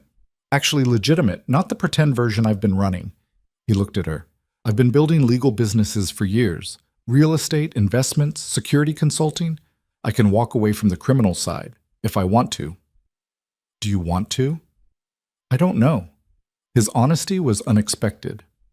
This life, it's all I've known since my father died. The power, the fear, the control. Giving that up means becoming someone different, someone smaller. Or someone better. He smiled sad and small. Maybe. They sat in silence, listening to rain and the distant sound of the city that had tried to destroy them both. What about us? Megan asked finally. The question she'd been avoiding for weeks. What do you want there to be? I don't know. She pulled a book from the shelf randomly. Poetry. Always poetry. You saved me. Multiple times. I'm grateful. But I don't know if what I feel is love or just survival instinct. Attachment to the person who pulled me out of hell. That's fair. You say you love me, but you also barely know me. The real me. Not the broken victim or the woman you had to protect. Just me. Lucien reached over, took the book from her hands, read the spine. Sylvia Plath. Dark choice. My mother loved her. Tell me about your mother." So she did. Megan talked for an hour about her parents, their chaotic academic household, the debates over dinner, the way her mother would quote poetry at inappropriate moments, and her father would respond with philosophy. She talked about losing them, about the grief that had made her vulnerable to Ethan, about the woman she'd been before tragedy reshaped her. Lucien listened without interrupting. When she finished, he said, "Your mother sounds like she would have hated me." "Probably," Megan smiled. "But she also would have appreciated that you asked. I want to know you, the real you, not the version shaped by trauma or survival." His voice was careful. "But I also understand if you need space, time, distance from everything that happened. What I need," Megan said slowly, "is to figure out who I am without anyone else defining it. Not Ethan, not Harrison, not even you." "Okay. But I also don't want to lose you completely. She struggled for words. "You're the first person in years who's seen me as someone worth knowing instead of someone worth controlling. Then we'll figure it out. Together, separately. However you need it to be." Megan looked at him, this dangerous man who'd killed for her, risked everything for her, and was now offering to let her go if that's what she needed. "I'm going back to school," she said, "finishing my literature degree, getting my own apartment, building a life that's mine." "Good. And you're going to stay in my life, but not as my protector or my savior or my whatever we've been to each other these past months." "Then what?" "I don't know yet." Megan's smile was small but real. "Maybe we start over. Meet as equals instead of victim and rescuer. See what happens when the crisis is over and we're just two people trying to figure out life." Lucien considered this. Then he stood, offered his hand formally. "Hi, I'm Lucien Moretti. I used to run a criminal organization. Now I'm trying to figure out what comes next." Megan took his hand, felt the warmth of it, the strength. "I'm Megan Vale. I survived an abusive marriage and a crime war. Now I'm trying to remember what it feels like to just exist." "Nice to meet you, Megan Vale." "Nice to meet you too." They shook hands like strangers, like people meeting for the first time, like two humans standing at the beginning of something instead of the wreckage of everything. And in that moment, Megan understood something fundamental. She'd spent 3 years being possessed by Ethan's violence, then months being protected by Lucien's power. Now finally, she was learning what it meant to possess herself. 6 months later, Megan stood in the hallway of NYU's literature department, arms full of textbooks, listening to a professor explain her thesis requirements. She'd re-enrolled in January, declared her concentration in contemporary poetry, started actually living instead of just surviving. Her apartment was small, a studio in the East Village that cost too much, and had a radiator that clanked like someone was murdering the pipes. But it was hers. She paid rent with money from the translation work she'd started doing again. Built a life from nothing but will and words. Harrison had been convicted on 47 of 53 counts, sentenced to life without parole. His empire had crumbled. His connections had scattered. He'd died the way he'd lived, alone, grasping for control that no longer existed. Victor Russo had gotten 15 years in a plea deal. His organization was dissolved. The FBI considered it a major victory. Ethan was buried in a cemetery in Connecticut. Megan hadn't gone to the funeral. And Lucien saw. Lucien had kept his word. He'd gone legitimate, sold off the questionable businesses, focused on real estate and security consulting. They still saw each other, coffee once a week, dinners when their schedules aligned, long walks through the city where they talked about books and life and everything except what they'd survived together.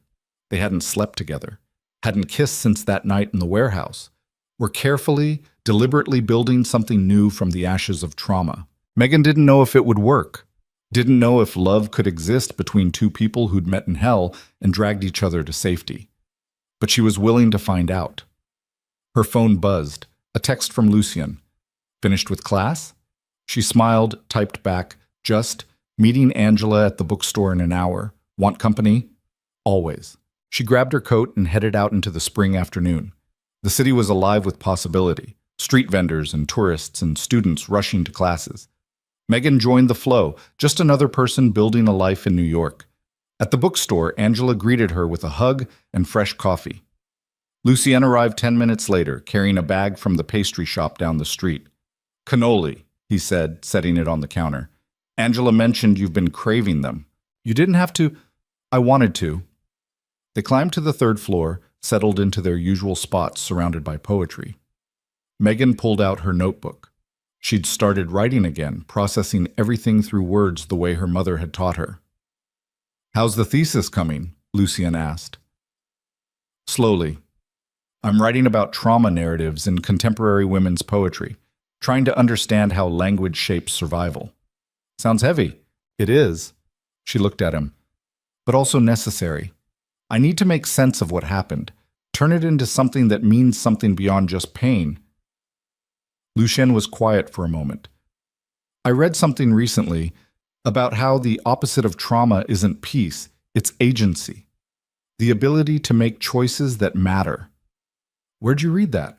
Therapy, actually. I've been going, trying to figure out who I am without the violence. Megan set down her pen. How's that going? It's hard. Turns out I built my entire identity around being dangerous. Take that away and I'm just... He shrugged. Some guy trying to figure out what comes next. Join the club. They sat in comfortable silence, rain starting to tap against the windows. The bookstore cat appeared, wound between their feet, purred like a small engine. I'm glad we did this, Megan said finally, starting over, taking it slow. Me too. I'm not sure where it's going. That's okay. I'm not either. Lucien looked at her with those dark eyes that had first seen through every lie she'd told herself. But I know I want you in my life, however that looks. Even if it's just this, coffee and bookstores and being friends who survived impossible things together. Even then. Megan reached across the space between them, took his hand. Not romantic, just human connection. Two people who'd walked through fire and chosen to keep walking after. Thank you, she said quietly. For that night at Rossi's. For seeing me when I'd forgotten how to see myself. Thank you for calling, for being brave enough to want more than survival. They sat together while the rain fell and the city moved outside, and somewhere in the distance, life continued in all its messy, complicated glory.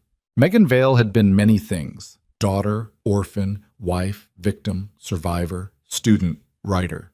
She'd been possessed by violence and rescued by danger and almost destroyed by men who thought they owned her.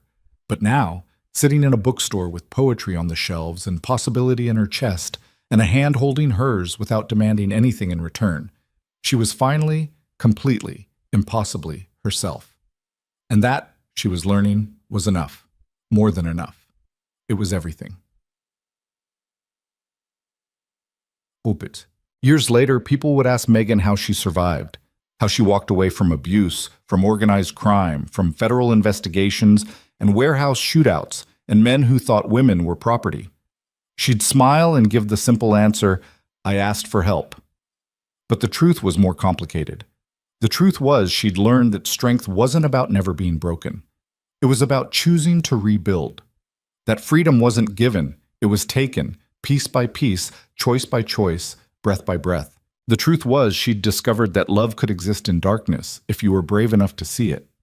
That dangerous men could be gentle, and gentle men could be dangerous, and sometimes the person who saved you was also the person who taught you to save yourself. The truth was she'd survived because she decided survival mattered more than safety. Because she'd called a stranger's number in a moment of desperation and found someone who looked at her broken pieces and saw a person worth knowing. But mostly, the truth was simple. Megan Vale survived because she wanted to. And in the end, that was the only reason that mattered. The rain hammered against Rossi's windows, just like it had that first night. But inside, the restaurant glowed warm and safe and full of people living their complicated lives. At a corner table sat a woman in her 30s with a literature textbook and a glass of wine. Across from her sat a man in a dark suit who'd learned to smile with his eyes instead of hiding behind them. They were discussing poetry, debating the meaning of a Neruda verse, laughing over shared memories.